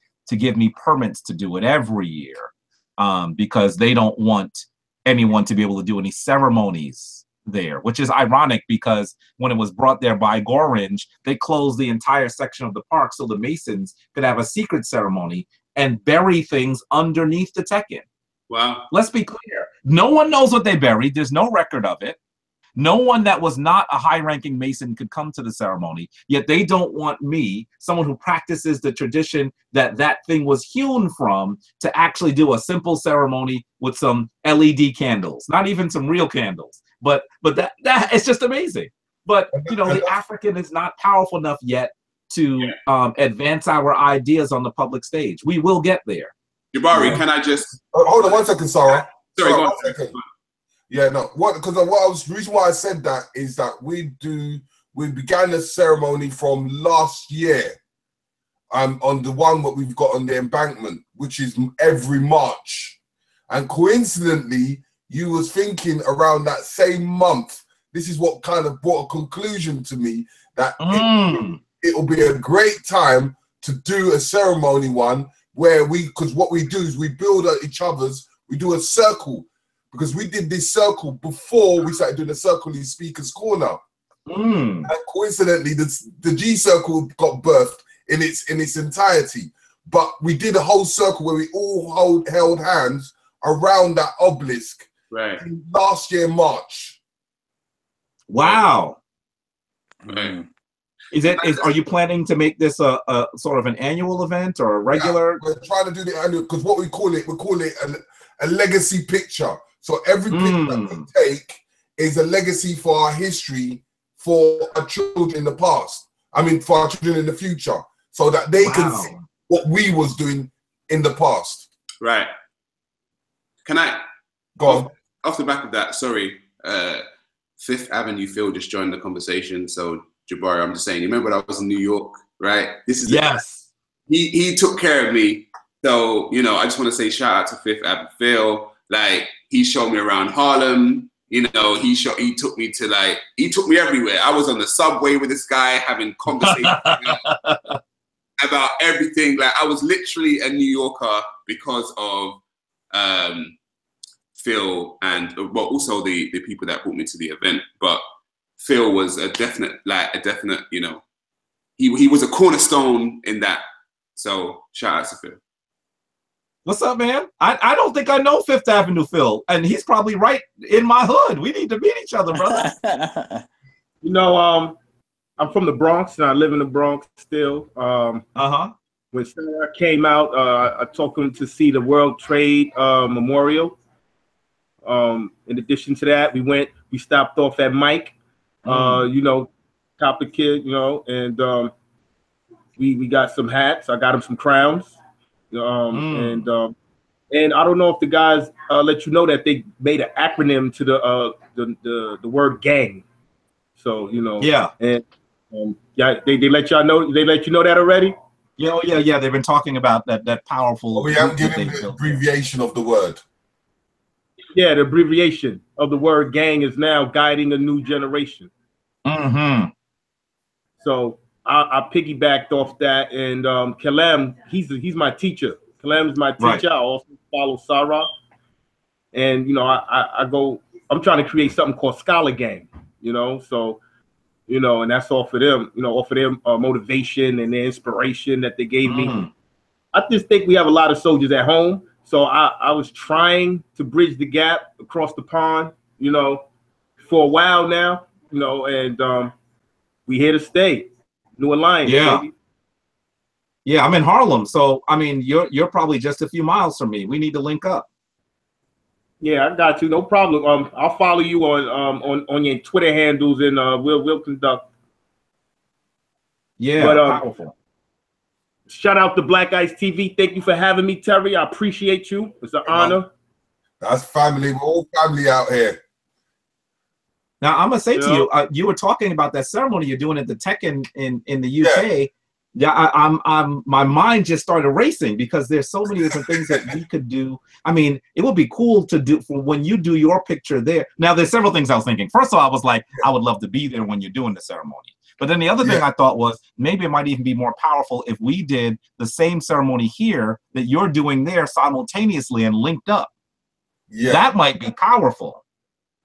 Because as I said to you, it was kind of crazy, and it only recently dawned on me when we was talking about G Circle, and I was speaking to another guy, and we were saying, we were talking about doing this circle in Speaker's Corner, but then something came to me, and I said, hold on, we did this circle way before that, so indirectly. It made us do something in that Speaker's Corner from what we did around that obelisk.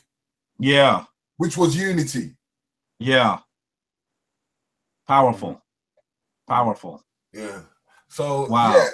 So it's something that, as I said, I wanted to keep up, but at the same time is creating that legacy picture, because there is, you got one in New York, You got one in the Embankment in London. Mhm. You got another one in Central in Paris. That's right. You got 2 in Rome. Yeah. Then you've got Turkey, Istanbul. Yeah. Yeah, there are a lot more in Rome than 2. I think that they're in the double digits. And this is what I was trying to do, is to create a form of tours to each one, to say to make each person to say, you know what, I've been here. So the more of us keep on hopping, what it does is it instigates us as black people to travel. Yes. Yes. Yes. Yes. Yes.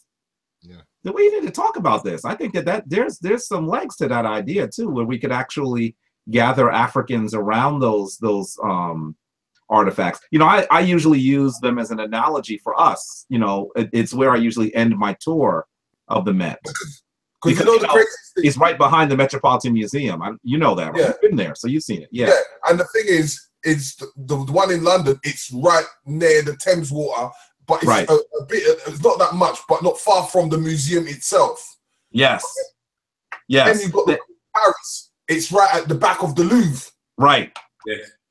I have not been to the Louvre yet. That's my next. Yeah. That's the next. So- You haven't been to the Louvre, Jabari? You haven't been to the Louvre? No, you need to go to the Louvre, bro.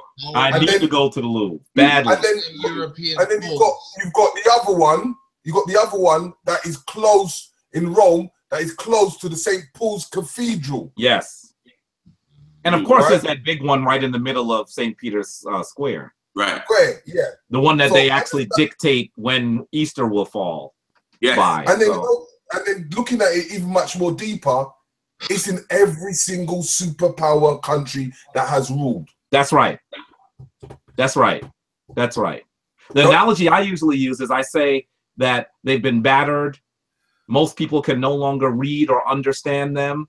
They've been taken to places where they never belonged without any agreement of the people that created it, but they're still standing upright. Mm-hmm. Almost like they're waiting to tell a story. And in many ways, I think that is an apt analogy for Africans worldwide, you know. That's So I think that we really need to talk more about how maybe these ceremonies can occur. Imagine if we were able to do a ceremony on each of them at the same time. Yeah, That would be a now killer. you're talking about empowerment right there. Again, people, when you go to Black Eyes TV and you actually see it in the physical, when you see the circle around the obelisk, and we had our brother Galactic Clyde, shout out to him, saying a few words with the unity circle. I'm telling you, if you create that simultaneously as you're saying across the pond, yeah, I'm telling you, the energy transfer will be great. yeah. Powerful. Right now, we've been doing ceremonies there for the winter solstice for my shrine, but there ain't no reason why we can't go back there in March.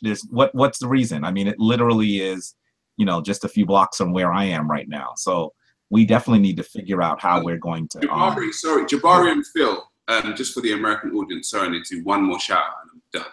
Okay, one more shout out and I swear I'm done. Now you can do what you like. No, but the people that brought the company that brought me over to New York are called Art Speaks Harlem. They're based in Harlem. Art Speaks. Say again. Art Speaks Harlem. I don't know them. Right. Good. Well, now you will. Right. So Yeah. they are the company that brought me over. Okay, and I want everyone in Harlem to check them out. They're an art-based company. I made a documentary for their event.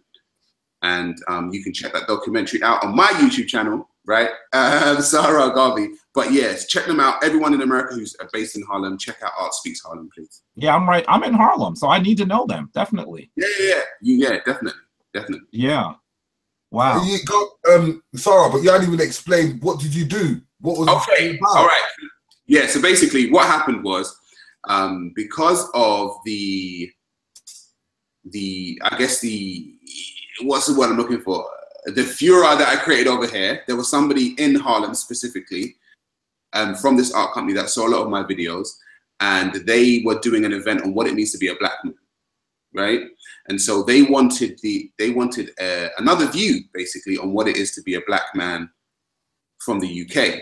And so myself and my videographer, a joint vision, made a documentary. They kind of, it was partnered with the Harlem Renaissance. Okay, so they asked me a few questions, and we created a documentary around what it is to be a black man and our experiences as a black man in the UK, just to see if it's the same as your experience as a black man in the US. And so we made that documentary, which is about maybe a 14-minute documentary.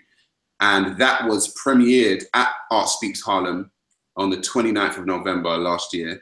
And that's when they called me over to kind of speak on the documentary, speak on, you know, my Speaker's Corner stuff. And that's how I myself got myself into, like, you know, the US UK link up. So yeah, please check them out. And please check out the documentary. The documentary is called Definition. It is on my YouTube channel. And it is also, yeah, part of Art Speaks Harlem. And what's your YouTube channel called? Sarah. Just put Sarah Garvey in, and all of my stuff should come up. Okay. You know one thing that I've even forgotten that about Speaker's Corner, Jabari, is that even Garvey himself, in Speaker's Corner, right? You know, there's a Speaker's Corner here, 4 blocks from where I live on 135th Street, and that was the place that Malcolm X and Carlos Cook and Arturo Schomburg, who created the Schomburg Library, and all of those luminaries used to speak right on the corner there. Some of that is they attempt to replicate or let you see some of the image of what it would look like in the movie that Spike Lee did on Malcolm X. But yeah, I assume that we probably created Speakers Corners all over the world wherever we were when we were attempting to bring our people into consciousness. Because they tried to debunk Garvey. I like one of the guys he was a competitor to Garvey, and he's one of the newspaper that said he was someone else that I respect deeply that had his tussle with Garvey and did some things I don't agree with would certainly be W.E.B. Du Bois. Yeah, who actually worked in some ways. He sent some letters to the FBI that gave the FBI some of the information they needed to be able to deport him. So, yeah, I respect Du Bois's scholarship, but, you know, people have their egos. And we see those kinds of things flare sometimes. I mean, we're in the midst of the United States of this, in the conscious community of this amazing disagreement that's occurring between Tariq Nasheed and Dr. Umar Johnson. I'm not sure how much you've heard about it in the UK, but clearly sometimes folks who are attempting to do things, you know, their egos get too involved. And when that happens, they end up having arguments and behaving the way that we did when we were still in the street, you know. So it's one of those things that we need to always be mindful of as we come into consciousness, and we don't backtrack, you know what I mean? Indeed. It's real. I need to do this. I need to do this as well. Yo, Sarah, I see that hoodie that you're wearing right now. Like, where is that from? Like, let me see it. Let's just bring up the hoodies. Bring up the hoodies, man. Bring up the hoodies. OurStoryFashion.com, baby. OurStoryFashion.com. There you go. If y'all want to make your purchases, let me just quickly do this. If my screen is sharing, let me know. Please go and make your purchases over here. All right, family. Support our own if you can. And of course, y'all need to look out for Kiss Spence Productions. Yeah, Kiss Spence Productions. You lot, if you've seen me with my Ankh, yeah, my hoodie with my Ankh with the Africa in the middle as well, yeah, with the mirror effect, the gold studs in the mirrors and so forth. Yeah, listen, I keep fresh to death. You know why I keep fresh to death? Because my family's looking out for me, baby. They're looking out for me. Oh, man. That's right. Yeah. Oh, man. Listen, this has been a beautiful show so far, yeah. And I Absolutely. But you know what, yeah? This panel of power has just been a beautiful thing today. Yeah, I want to shout out Sarnetta again, the godfather of this thing, for inspiring these channels, us as young men, to go and do a similar type mission as far as bringing the people information. Yeah, again, let's not forget why we are here today, which is to support Sarnetta TV Awards up and coming. Yeah, you can see the likes of our boy Callum L awarded for something we don't know yet, but for something definitely yeah, on the international stage, as well as brothers like Jabari, Shaka, Mos, all the greats, the Red Pills, the Blue Pills, the Queen of Furs, all the people you're used to seeing and can also see here on Black Ice TV 7. So don't forget to go and look at the videos. Go and see brothers like Anthony Broder walking around the British Museum, kicking the signs. You can even see Sarah Suit and Seti. Yeah, again, people don't even know that he came here. There's videos, him going in, Rosetta Stones, all sorts. The Metuneta has not been translated. Remember that argument? Yeah, that one's still floating in the air. Jabari's shaking his head, you know. That's Jabari Jonathan lost his mind. Starting something off that shouldn't be started. Do you know what? Balloon. Do you know what? Yeah. That one, Jabari. Hey, Richie, do you know what? Yeah, after Sarah Suit and City came down to the UK, yeah, after that, yeah, have you realized I stopped doing shows? Yeah, like I stopped doing shows with the American focus. Not to be bad mind or nothing. I stopped doing shows on the American focus, and I said, hold on, wait. Let me stop being behind the camera and get in front of the camera.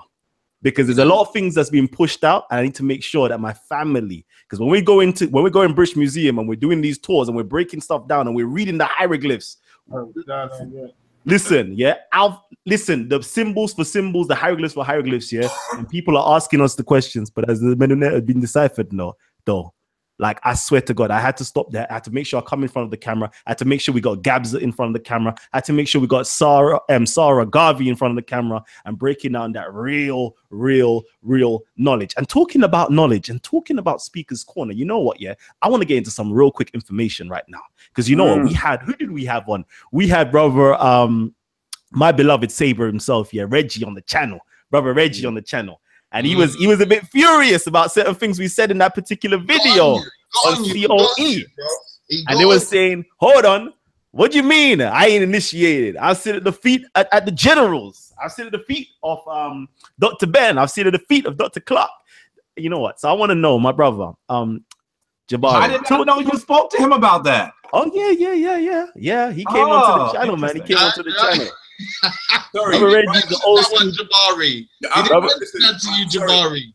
I'm gonna have to leave you. I'm gonna have to leave you. I don't want to, but I'm gonna have to. All right, brother.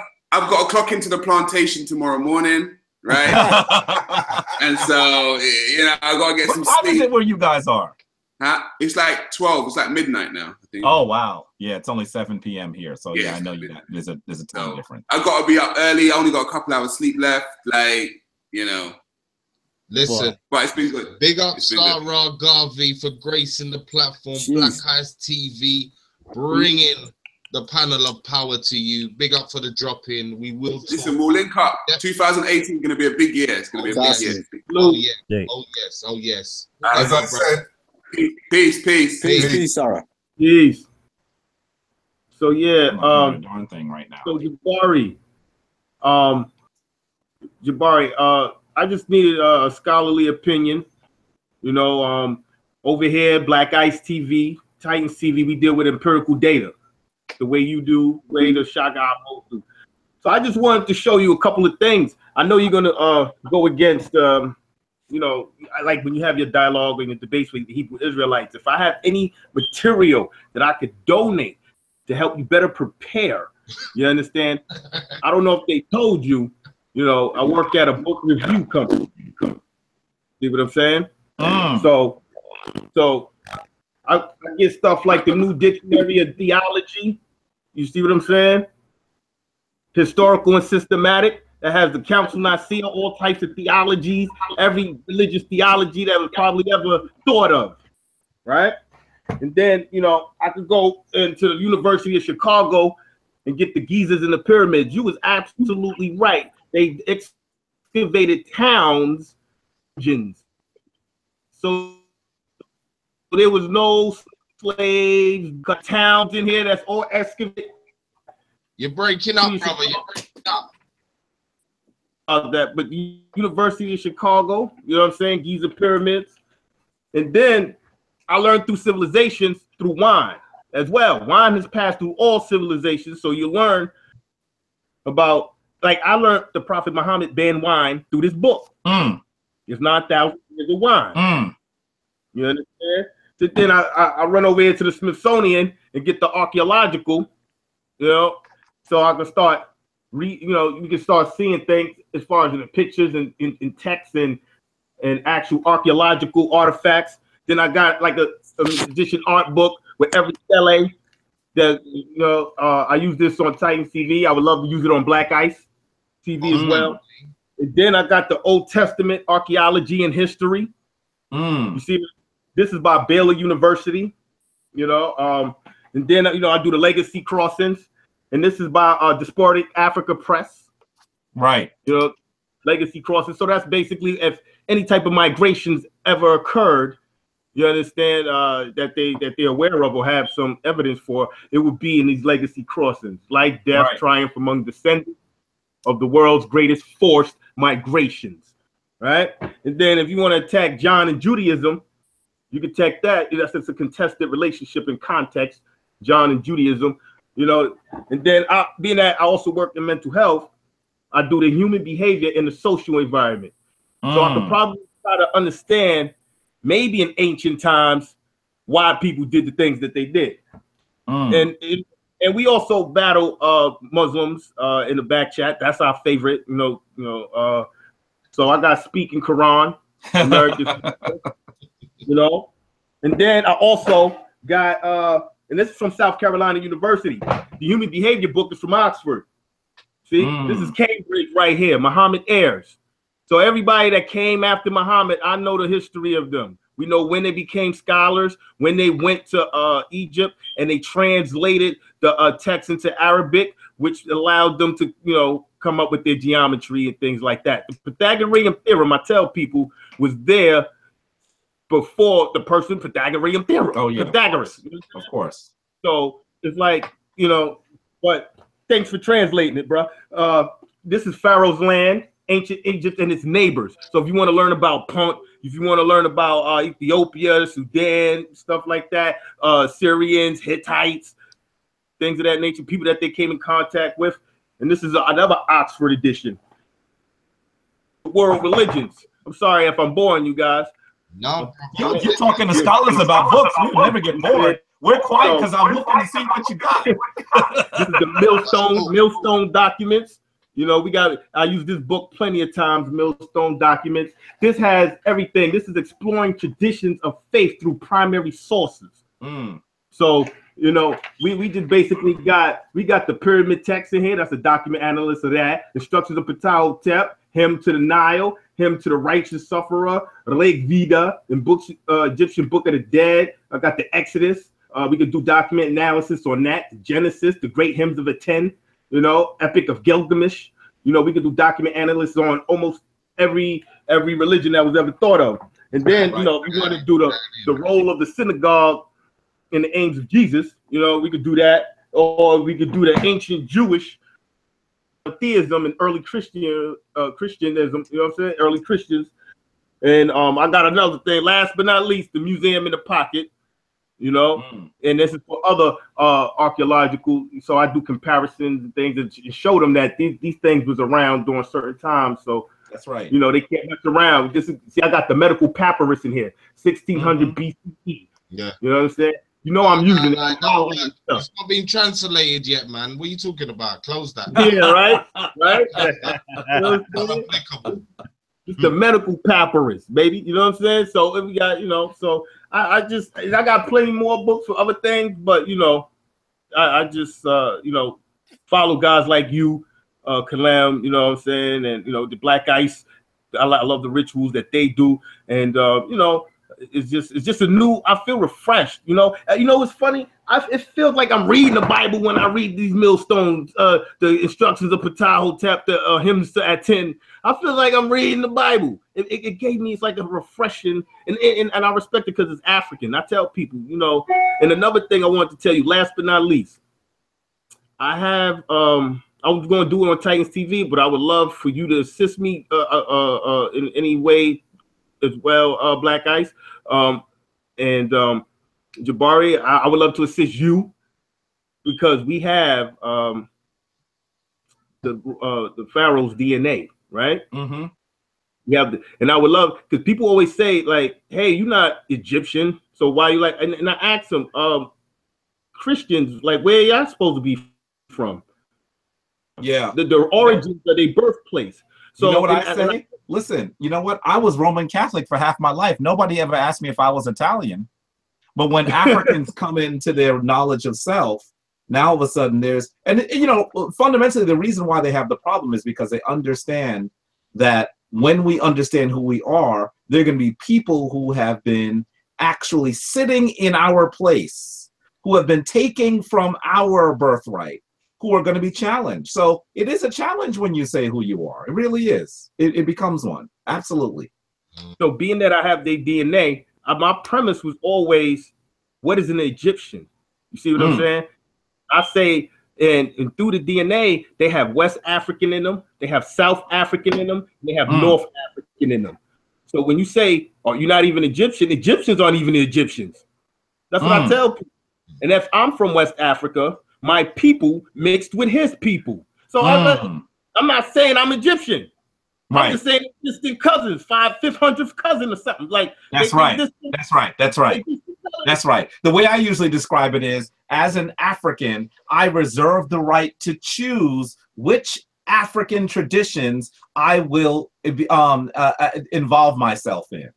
And you know, that's what people worldwide do. But once again, it's a challenge when the African does. I know 3 years ago when I was in and I'm going to say Egypt intentionally, speaking of the modern land, when I was in Egypt 3 years ago, I was going into the Mirkut of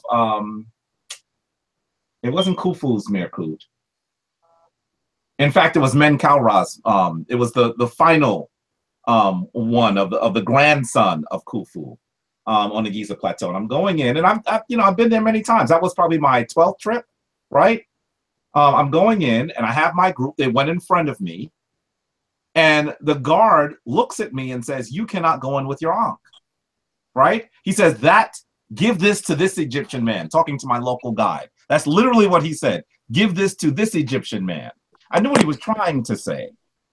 And I said, "I will not give it to him. I'm a priest. I cannot be without my ankh when I'm outside of my home. And I am going in with it." And so we started to argue, right?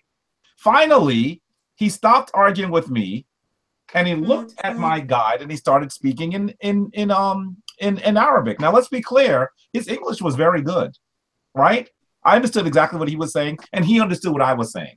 But he chose to have this conversation in Arabic, and he looked at me to make sure I didn't understand what he was saying. So I said to my local guys, who I've been traveling with for 20 years, I know them very well, they're good friends of mine. I said, "What is he saying?" And they refused to answer. So finally, after the entire conversation happened, they came to me and said, "You know, we didn't want to be disrespectful. We know you want to know what he was saying, but we knew that if we told you what he was saying, you would have lost it." So this is what he said. After telling me that I couldn't go in with my ankh, which I just ignored and went in anyway, and told them, "Get the police for me if that's what you want to do." He said to them, "If they return, then who are we?" That is what he said to them. If they return, then who are we? And this is really a deep philosophical question. When Africans come into knowledge of who they are, there are going to be friends that will no longer be friends. There are going to be people who say they're family that will no longer be family. Trust me. And so this is going to be a really challenging part of our journey, as we finally have come to the point where we are reaching critical mass in our understanding of who we are. I am having a conversation with my brothers in the UK, real time. I mean, think about what's happening here. We didn't write each other a letter. We're having this conversation real time.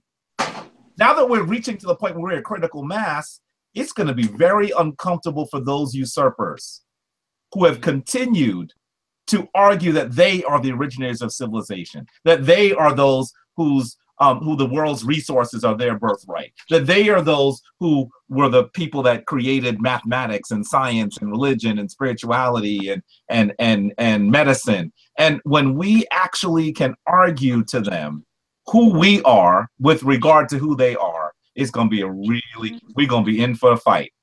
We're really gonna be in for a fight. So, you know, I hear what you're saying, brother. You and I need to link up. I know at least one of those books, the Old Testament Architecture and History. I already said I could write that title down because I don't have that one. Some of the books you showed me I have. I don't have that one. And it would certainly assist me in my debates. I'm having a discussion with Lex Vortex tonight. I'm going into Captain Desariak, who is a very prominent Hebrew Israelite. I'm going into his camp tomorrow with Brother Sonetta to have a conversation. That's You know, it's tough. It's tough. The architectural book just came out 2 weeks ago. That's why probably. Which architectural? The one that you just mentioned? The Old Testament. Yeah, I don't know that one. You know this one? No, I don't know that one. Yeah, it came out 2 weeks ago. Hey, yo, Phil, I beg you just say the phrase real quickly. I beg you just do it. Solid gang. Gang, gang, gang, gang, gang, gang. Gang. Hey, Jabari, you better speak to Phil, get that medicine book, boy. You better grab that book. Hey, you know what? Yeah, family. Those of you who are tuning in right now, yeah, please tag Black Eyes TV 7, yeah, and ask a question to the brothers on the panel. If you got a question for Brother Jabari, please tag Black Eyes TV 7 with your question. So I'm sure my brother Black Eyes TV 7 would actually read it out to Brother Jabari or whoever else you got a question to. Please, family, go ahead. Panel of press like. Yeah. So check Jabari, right? I always have a premise with these guys. I tell them, if all else fails, you trying to tell me that only that book could get you through everything? And they always say yes, right? So I show them, I said, I would need 5 books, just like how it all started out with.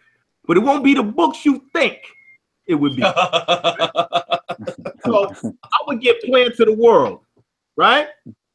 Just the book I would get, Plan to the World. Because if I'm confined to somewhere, I want to know what I can eat. This is a Plan to the World.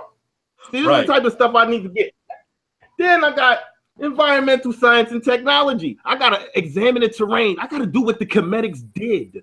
You got to examine the terrain, examine your atmosphere, seeing like, oh, well, we can't use this. This is moissanite. We have to use the bedrock because bedrock can be cut and shaved. But like, you understand, you got to know the certain things. You understand? Oh, well, the water's going to come down because we on the slight, incline. And, it's just certain things that you got to know, And then last but not least, I tell them, I'm going to be speaking to the burning bush. You know what I'm saying? You know what I'm saying? While these dudes run around hungry, I'm be speaking to the burning bush. You're gonna play that game. You know what I'm saying? But so see how real world is it really a real world book? You understand? Certain things I just believe was for that century. Sometimes. Listen, people, you see now already the first question has just come in, and it's a simple one, but it's the usual. Yeah, it's from Everything is Everything. Black Eyes TV. Can Africans truly unite with people who say fuck Africa? Because again, this comes back down to our brother Tazaria. We love him. He's a character, he's a personality. He clearly loves black people in his neighborhood and in his sector. But again, he's talking about he's not African. How do you how you work with that, Jabari? Yeah. Well, he and I have had some contentious conversations. African child, remember that one? Yeah. He and I have had a contentious conversation and he got upset with me. You might have seen on one video, he really got angry. And he said that he did not respect me. And I said, well, let's be clear. I've always given you respect, right? And behind the scenes, he said the reason why he said that to me is because he was offended when I said I could not trust him. And I said, Tazariak, if you say that you will not feed my babies, I cannot trust you. That's the reality.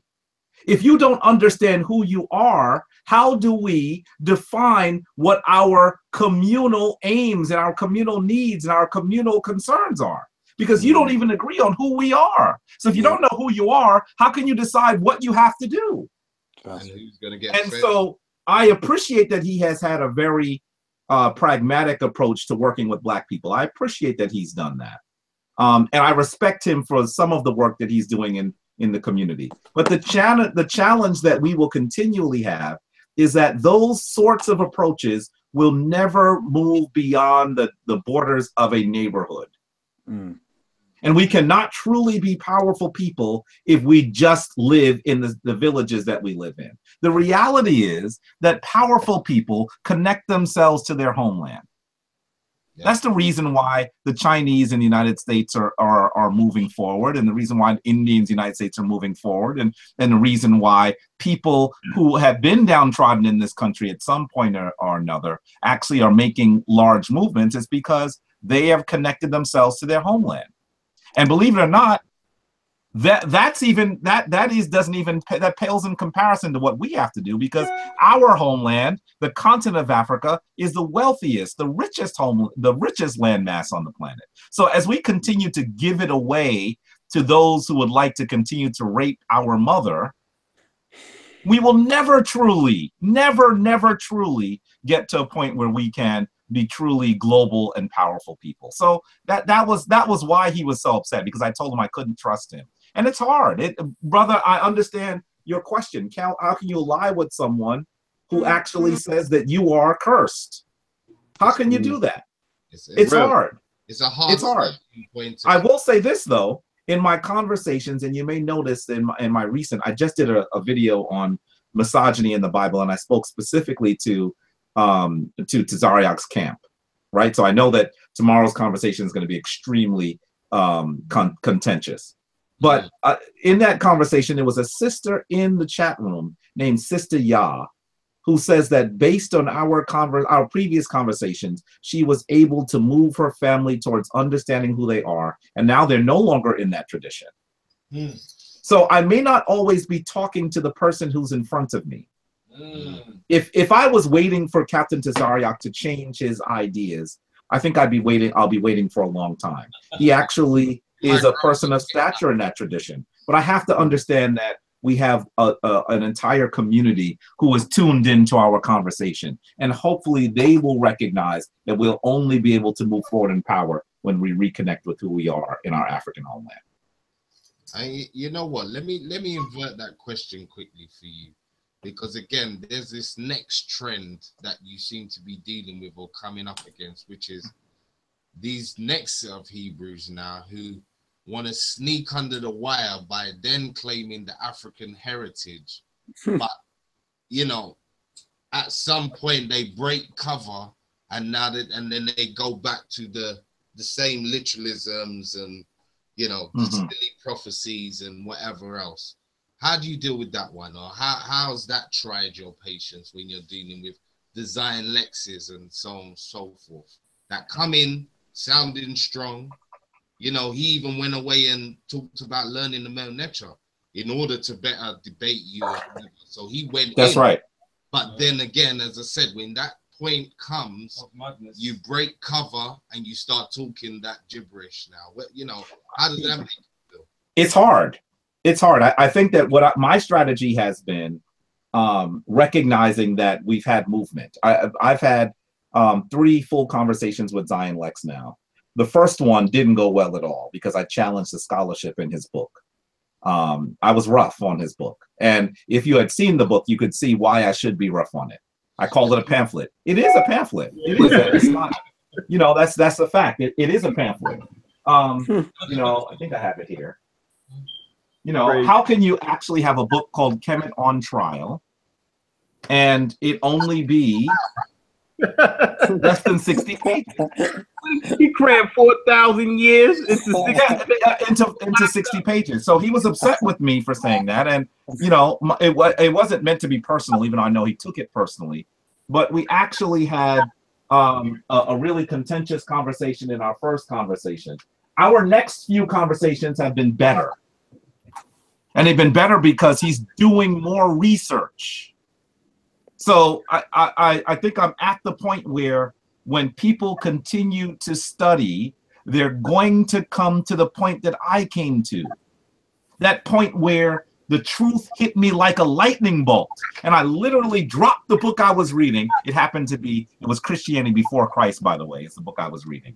and left it on the ground and left the building in the middle of the winter. In Ithaca, New York, which is upstate New York. I mean, there was snow on it. It was at least 2 feet of snow on the ground, and I'm walking with no coat, just into the night. And that was the point where it became clear to me that the things that I knew about myself were not true. The things I understood about the world were lies. And I had to understand that I was someone else, and my path had to be different from that point on. That's painful, but you have to do some research to be able to do that. So on one hand, I think that if we're able to continue to get people who are still in the Abrahamic traditions to do research, there ultimately I hope that we'll get to a place where they'll be able to have a different sort of conversation about who they are and what we have to do. That's all I can do is hope. But because if I didn't hope, I wouldn't do it anymore. You know what I mean? Yeah, Jabari. Yep. Yeah. I wanted to ask you one question. Sure. How did you transition of coming from Asara Set? What was my transition like? Yeah, from Asara Set to what you do now. I was in Asara Set. Well, let me be clear. If you're, I know Asara Set is where you are too, I believe. So, Asara Set is a much more insular community. I studied at Asara Set for nearly 8 years, and I still was not part of Asara Set. I was there 2 or 3 times a week, sometimes more, and I still was not part of Asara Set. Yeah. When I got to the Shrine of Ptah, I had a bit of a difficult transition in the very beginning. I remember when the sister told me that I should go and visit the Shrine of Ptah, I said, I have no interest whatsoever in going there. And when I actually went there and got connected to Baba Heru Ankra Samad Se Ptah, the rest of my life, with the course of my life, was changed once more, because now I had a direct connection to someone who had studied as long as anyone had studied in the United States, someone who was a practitioner long as anyone had been a practitioner. And so that connection allowed me to take the next leap in my understanding, because I had someone I could regularly talk to about this situation, about understanding who I am and what I have to do. So it was a big deal when I made the transition to the Shrine of Ptah. And later I became a priest in the Shrine of Ptah, and now you know that I run my own shrine called the Shrine of Ma'at, based in Harlem. Baba Heru Ankra Samad Se Ptah is our elder, so he's still involved and someone who is very important in my life. But I honestly believe that I have to give the founder of Asara Set, Rawa Nefer Amen, lots of credit for bringing me there. He wrote an important work, the Medonetter 1, that I hope that you've seen. It is a really important work. There we go. You know what? I don't even, when I buy them, I buy 3 or 4 copies, because the reality is I meet people and I end up having to give them away. And it was a point where I used to say, oh, give it back to me, and I never get them back. So I just give them away. It's a really important work. I don't think, to be very honest, that the rest of the series is as good as that book. But that book is monumental. That book is one of those texts that helped me figure out that I was going to spend the rest of my life in the Kemetic tradition. And so, you know, I have to give him credit for giving me a guidepost that I could use to move toward where I was really supposed to be. Brothers, if anybody, look into the chat room, yeah, there's a person, the God King, they're asking a question about a book. I'm not even going to attempt to say the name of the book, but if somebody can take a crack at it. I can't. Where's the book? I'm even looking. Here it is. Kwame Nkrumah's dissertation. Oh, Kwame Nkrumah is the liberator and first president of Ghana. I've never read his dissertation. I have several books of his that you cannot get in the United States. When I traveled to Ghana and found a bookstore that saw, I'm trying to find them right here, and actually sold his books. I bought all of the books I could get my hands on, because you can't get them in the United States, at least not at the time then. Maybe it's different now that Amazon is so supreme these days. But I'm gonna tell you that in bringing up Kwame Nkrumah, you're talking about finding a way for us to link with the modern family in West Africa. West Africa is where we most recently came from. And so we must reintegrate our connection to West African people. I'm going to be taking annual trips to Ghana, for example, starting in 2019 and taking large groups with me. So this is a story that has to continue. I'm coming with you. And I got this Kwame Nkrumah book, and The Dream of African Unity. You have this one? It's from African Diaspora. Is that the dissertation? I don't know. I've never seen the dissertation. Can you the God King, can you put where you found that? You found it online, he's saying. I've never seen does the dissertation have a title, or is it just simply listed with his name? Because it's also possible that he did what many people who receive their doctorates do. He actually, if it's a topic that he thinks a general audience might find interesting, he might have simply reissued it as a book. Okay. So that's the other thing that we need to know. I'll try to find out, definitely. And remember, people, we're showing all these books for a reason. It's simply for the fact that it's about sparking your consciousness. We can watch 1,000 YouTube videos, but the point of this is to make you go away and read and research and make these things your own truth. Yeah, we can talk to We're Blue in the Face. We want you to subscribe to Black Eyes TV, Talk with the Titans, Jabari's channel, but again, this is about doing your own research and making this your own truth. Don't listen to us, get it on point. Mr. Riggs. Can I? Oh, sorry, go ahead. No, go on, Jabari. Finish off what you was going to say, and then we'll go to Riggsy. I was going to say, this is the fundamental difference between the ancient African traditions and the Abrahamic traditions. It wasn't always the difference. There was a point even in early Christianity where it was actually practiced in a very different manner, but we know that it changed drastically in the 3rd century of the Common Era. So clearly, I have to say to you that as we look at the Kemetic tradition, the fundamental principle is that you are divine, and that through cultivation you can have access to your divine powers, your divine understanding of the universe, that you are the universe. And so that it is of critical importance for you to do your own study. I know that I have initiates now. I have people that study with me now, and I constantly tell them, there are things that I know and there are things that I don't know. And I tell them there are things that we don't know, but I think I have a good argument. I tell them that they have to, I give them things and I say, now you need to come back to me and tell me what you found. Because ultimately what we're attempting to do is not become new messiahs for you. What we're attempting to do is lead you to your own divinity, so you can figure out what you are divinely ordained to do.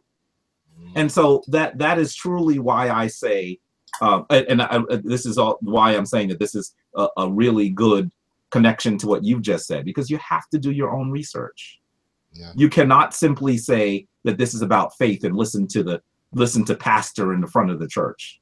I'm the equivalent of a high priest. I'm a high priest. I'm a pastor. I don't tell people just listen to me. I give them information. I tell them to do their own research so we can continue to have a discussion. In order to be a high priest in Kemet in ancient times, you had to study for 42 years. I have certainly not studied that long. So it is of critical importance for us to all do our own work. Yeah. So what I'm going to say is, right, I'm just showing, I don't know if people can see my screen. Can people see my screen? Yes. Yes. Is it come on the main screen, Richie? Yeah, we can see you. Okay. So what we're doing for 2018, right, is creating platforms for, as you can see, it's a massive platform for the whole community from the UK all the way to the US of A. So whether it's to deal with books, whether it's to deal with products and supplements, whether it's to do with things for your altars, whether it's to do with anything that is African diaspora to African people. Now, we have to take over our own industry and become the distributor of our industry. So, for instance, as you can see on our screen, we've got what we call the Black Eyes TV store. Now, once this has been completely launched, as we're still waiting for more people to put their products on, but we're showing you the things that we are doing, not just playing around and talking about it, but actually doing it, because we need to do things for now in 2018. So, like you can see, that we have the Red Pills clothing and clothwear.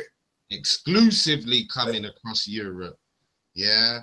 With brands, the same brands that you see our brother Sarah wearing, the same Our Story brand you'll be able to get here, as well as the Nagash, as well as the Abijah wear from the Arm & Ra squad. You'll be able to get the books from all your favorite teachers.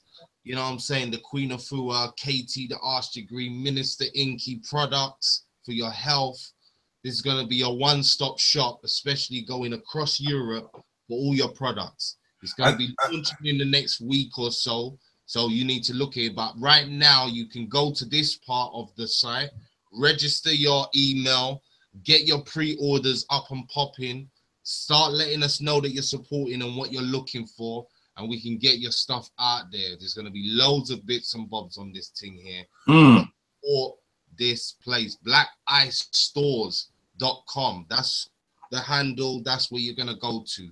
Yeah, and there's going to be more adverts, more shout-outs, more scholars like our brother. Yeah, now let me get back to that. Right, is having an understanding is that besides the Black Eye store, there is going to be a live stream site called the Black Ice Live Stream, which will be live streaming tutorials, because we need our lecturers to actually get paid, not people just doing things for free. It's a business now. So when our forefathers were giving it for free, we took the piss. Because when they were putting us around that tree and giving us that campaign fire and talking to us, we didn't take it in. So now it's got to this era and day and age. We're now giving you a streamline, which now you could just a little fee, which you can now be at the event, even if it was in the United States, or if it was in the UK, or if it was the middle of the jungle in Africa. It doesn't matter. But this will be a site for you to able to see what is going on around you. Secondly, we've got another site that is getting built in Zimbabwe, which is a community central trading hub, which now has a center for information. You're breaking up, Tel. You're breaking up. Caribbean and Africa itself. So that we know that if we go to any of these information centers, we know where to go, who to see, what to find out, and have a better and stronger understanding of what your practices are. So with that, we are creating an alliance with our social media to promote everything in our entirety of what we're trying to do. Yeah. Jeez. So I need to get my stuff in your store, man. I'm telling you. I have a wide range of lectures that I've done on DVD, and also my first book. I need to get that in your store. 7 Little White Lies: A Conspiracy to Destroy the Black Self-Image. Yeah. I need to get that in your store as well. So yeah, oh, definitely. Yeah, because the good thing about with the store is that you have your own page and your own profile. It talks about you, what you do, and what you're about, and what you're selling. That's it. So remember, you're not sharing with no one else. Remember, the draw. That is powerful. The draw of this platform is about connecting normal people with the scholars directly.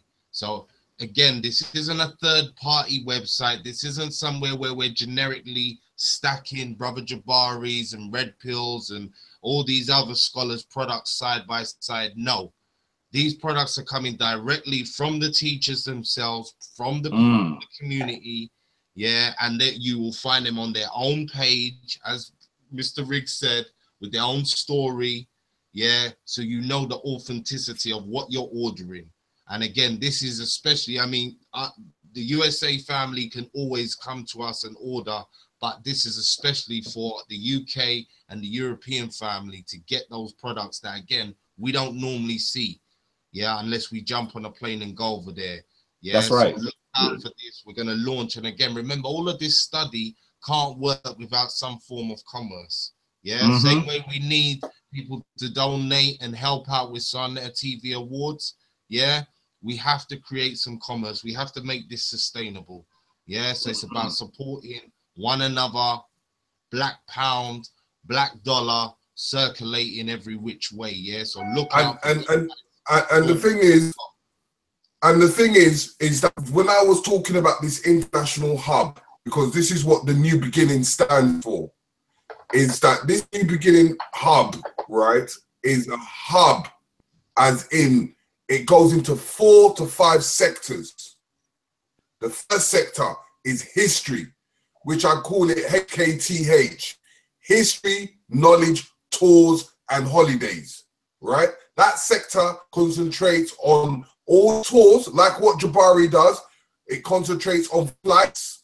It concentrates on people taking you around the UK, around the United States, around wherever you need to be. Even if you want to come to the forum, learning your history or understanding your history. That is the first sector. The second sector is your health and well-being. Understanding that you need to eat and need to live right, because the foods that we're eating is trouble. Like I know them, we need to stop going to the McDonald's. That's it. But we need to get our health and get ourselves into perspective. Then the third party is the organizations. We need every single organization, whether you're Hebrew Israelite, whether you're Islam, whether you're the church, whether you're Kemetic Science, whether you're an atheist. The membership is the color of your skin. Most definitely. Yeah. So and with that, it comes with any form of spirituality to critical thinking. That's one sector. And then the last sector is economics. Understanding business, understanding land mass, buying land, buying gold, buying diamonds, whatever it needs to take to create that economical system. So this is what we're trying to build, and I'm making our African people build it. So once that comes into fruition, it comes from online as a virtual reality into a reality of our own building in every community. That's how far we're going. That's powerful. That's powerful. That's it. Yeah. That's powerful. Can run or keep being sustainable without it. And remember, people, also, we're offering advertisement to sponsor shows for the new year, to get your adverts up there. Small fee, but again, it helps the cause. And again, we promote you ethical products that work within our community for the black community. So that's what we're about for 2013. Sorry, 18. Yeah, I'm going back in time. Callum, what you gotta say, brother? Wow, I'm impressed. I'm impressed. And since everybody's actually doing, promo at present, I was just wondering, Black Eyes TV, Richie. Hey, listen, I'll bill you after the show for whatever you're about to say. You think? Oh man. Well, I just want to make sure that my face is showing right now on the screen. Oh, why are you there? Goddamn. Well, goddamn. That's why we want. Why we want the funding. This is why you should go fund everything that we're doing. Because once you go fund this stuff, go to Callum's GoFundMe page.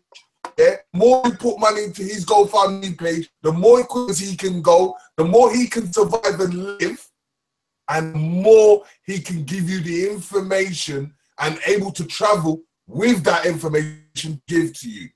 That's right. It will be live.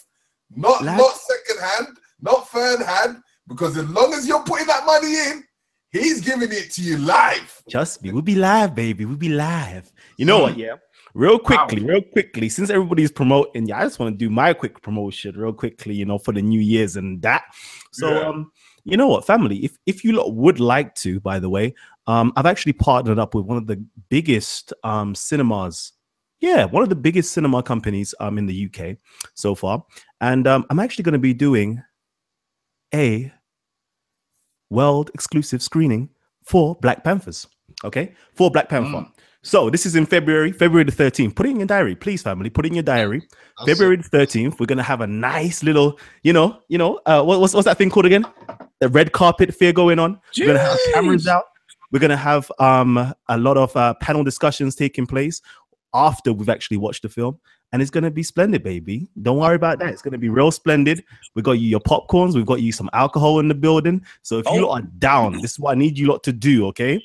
I shouldn't be saying this out in public right now. I should not be saying this in public right now because we haven't let everything out.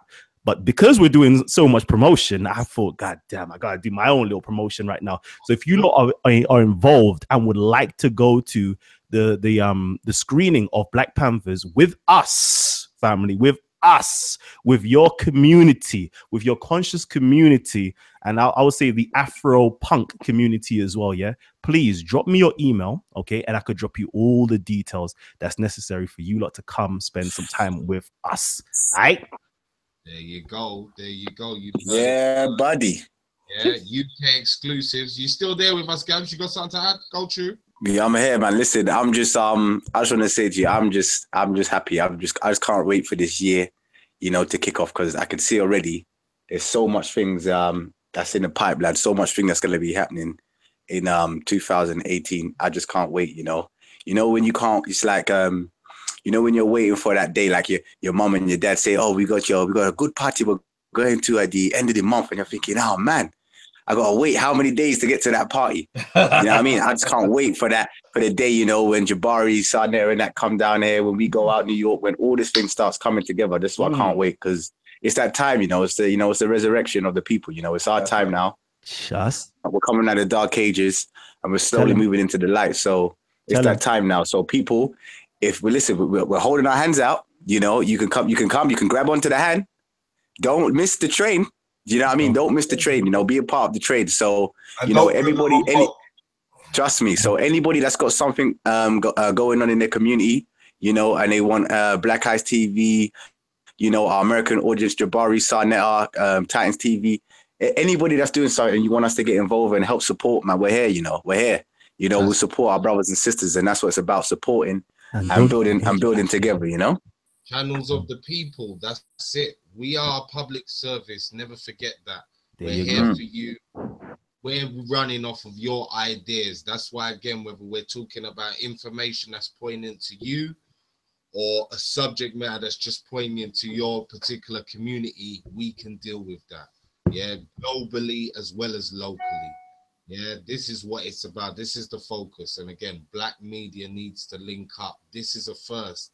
Like, enough people know that me, Callum, Terry, Sarah, we're brethrens. But when you're seeing us now on platforms all together, side by side, like these are firsts. Sarnetta coming on. We know Sarnetta doesn't do other shows. So know that we're honored. And again, this is the beginning of something fresh where, again, our brothers from across the water should be at an arm's length now, especially with the technology. There's no excuse. That's right. Oh, sorry, Black. Actually, since then, I did. Do you know what? Yeah, I might as well. I've spoken to Kalam about it, but I think it's time. Since we're in this flow, since we're in the flow of things, I might as well get out.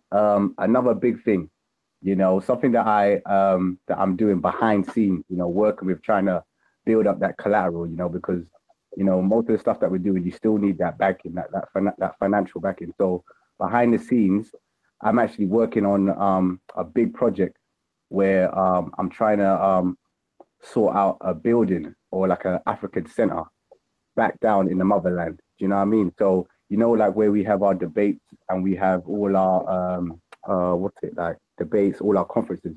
I'm in talks with people back home, gaining some land to build a center, a proper center where we can have all our TVs, all our cameras, like theater seats and stuff, so we can start doing this stuff back home, because you know, a lot of us are, you know, gravitating to all this stuff, you know, in the Western world, you know, in America, in the UK, but, you know, our people back home, they need it as well. So I'm actually working on something to try and gain some land and build an African center. I don't know what it's going to be called, but we need our space back home as well.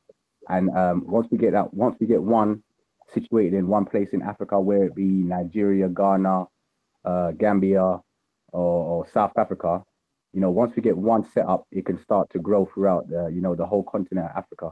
And we can have these little pop-up centers where we can, you know, each month or each year visit one place in the continent and have these, you know, these get-togethers and conferences in the homeland. Because, you know, it's fine doing this stuff over in the Western world, but remember, this is still kidnapped territory. You know, we need to bring this stuff back home. So this is slowly, you know, starting to get people into the mindset of doing things back home, because sooner or later, you know what I mean, we that's what we want to do. Like, especially me, I'm planning to migrate back sooner or later. You know, at one point in time in my life, I'm trying to go back, because, you know, this isn't my home. You know what I mean? I want to go back, you know, in the natural environment. So that's something there that I'm placing and behind the scenes working on, like, daily. Trust me. So that's another big project. Once I start getting the proper details behind it and stuff, I'm going to share with the people, and I hope everybody can gravitate to it as well. Most definitely, brother. Powerful. What is there a country you're looking at right now, brother Gabs? Yeah, well, right now, you know, I have one. Yeah, already. The first place that I'm looking, which is obviously basically kind of set up already. I'm looking at Nigeria first, so Lagos, you know, because obviously that's where I'm from, especially, and the brother Terry as well. Right. I thought that was the easiest place because we have family and stuff over there, and it's easy to get land, very, very, very cheap. I think that was the best place. Do you know what I mean? It's a big, and obviously Lagos being a thriving place in Africa, it's a good place to start. And the greatest in Nigeria, to start off this, to build this first center. That sounds excellent. Yeah, I know, Jabari, the greatest thing that you would understand about most of us is that in the UK, we have this thing of where, like in the States, it's much more difficult, is that most of the people of Black origin in the UK has somebody outside the UK. Yep. So it gives us the privilege to able to travel somewhere or go anywhere it is. So that's right. So in that entirety, we have control indirectly of having people from the Senegal to the Cameroon, the whole of that West Coast. Trust me. Right. So, like as I said, there, big up to Mama Sierra and Joe. They've got a book called Tasty Vegan Recipes in Gambia. And they come from South Carolina. And now they've been trying to reap its roots over there by doing a full retreats. Because they have an understanding of how things are in the States. So now they brought that understanding of how to eat right into the Gambia. So she's teaching and helping Gambian people so that when people come from the States or the UK, they can come over here to come and have their retreat and to eat in a healthy way instead of just eating random crap that we get over in the Americas or in the UK.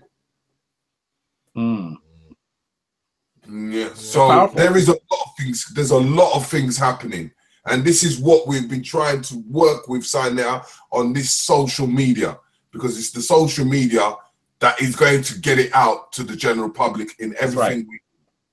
That's right. We have the advantage of using social media today. I mean, we're able to connect to people worldwide in an instant, and I mean, it just changes the kind of networking that we're able to do. It's radically different than it was just 10 years ago. So we need to take advantage of it as African people, so we are able to pool resources, pool ideas, and make some real impact in our homeland. You know, really, absolutely. Most definitely. Now, listen, we're going to draw it to a close now.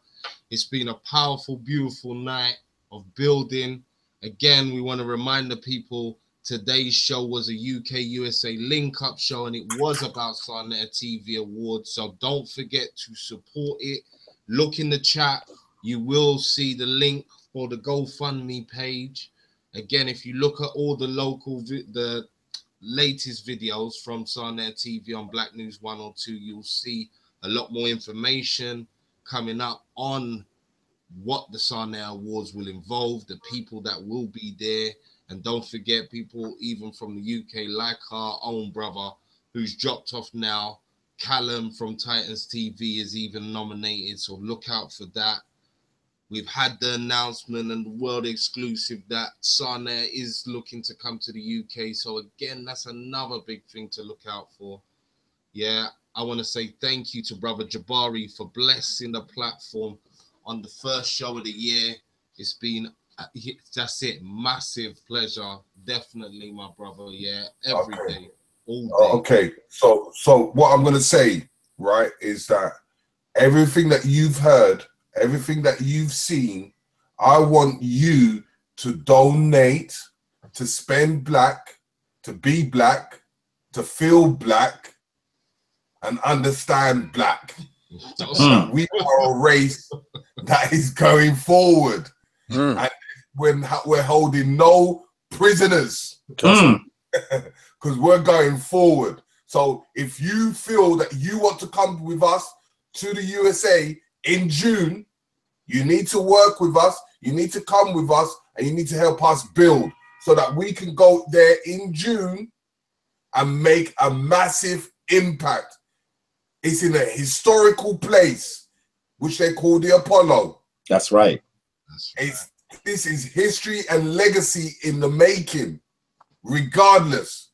So I'm asking you, flood that GoFundMe for Sarnetta, and then when I build another one, I want you to flood that one for us to go in our 30s to 100 strong to New York. That's it. It'll only be like a 4 or 5 days. You can take that time off. That's it. So I'm just saying to you, from now. So what I'm saying is now is that I need you to share, like, every single platform, whether it's Sarnetta's platform, whether it's Black Eyes TV's platform, Contents Over Everything's platform, every single platform you can get your hands on, even HMP TV, because I forgot to big him up. So, and Black Magic, and it goes on and on. Tick up, subscribe to every black media, because this is 2018. So I just want Jabari to bless the general public with his wisdom and words. To sign us out. Go to, brother. I just have to say I'm absolutely honored to be with you. We're having the kind of conversation that has never really occurred.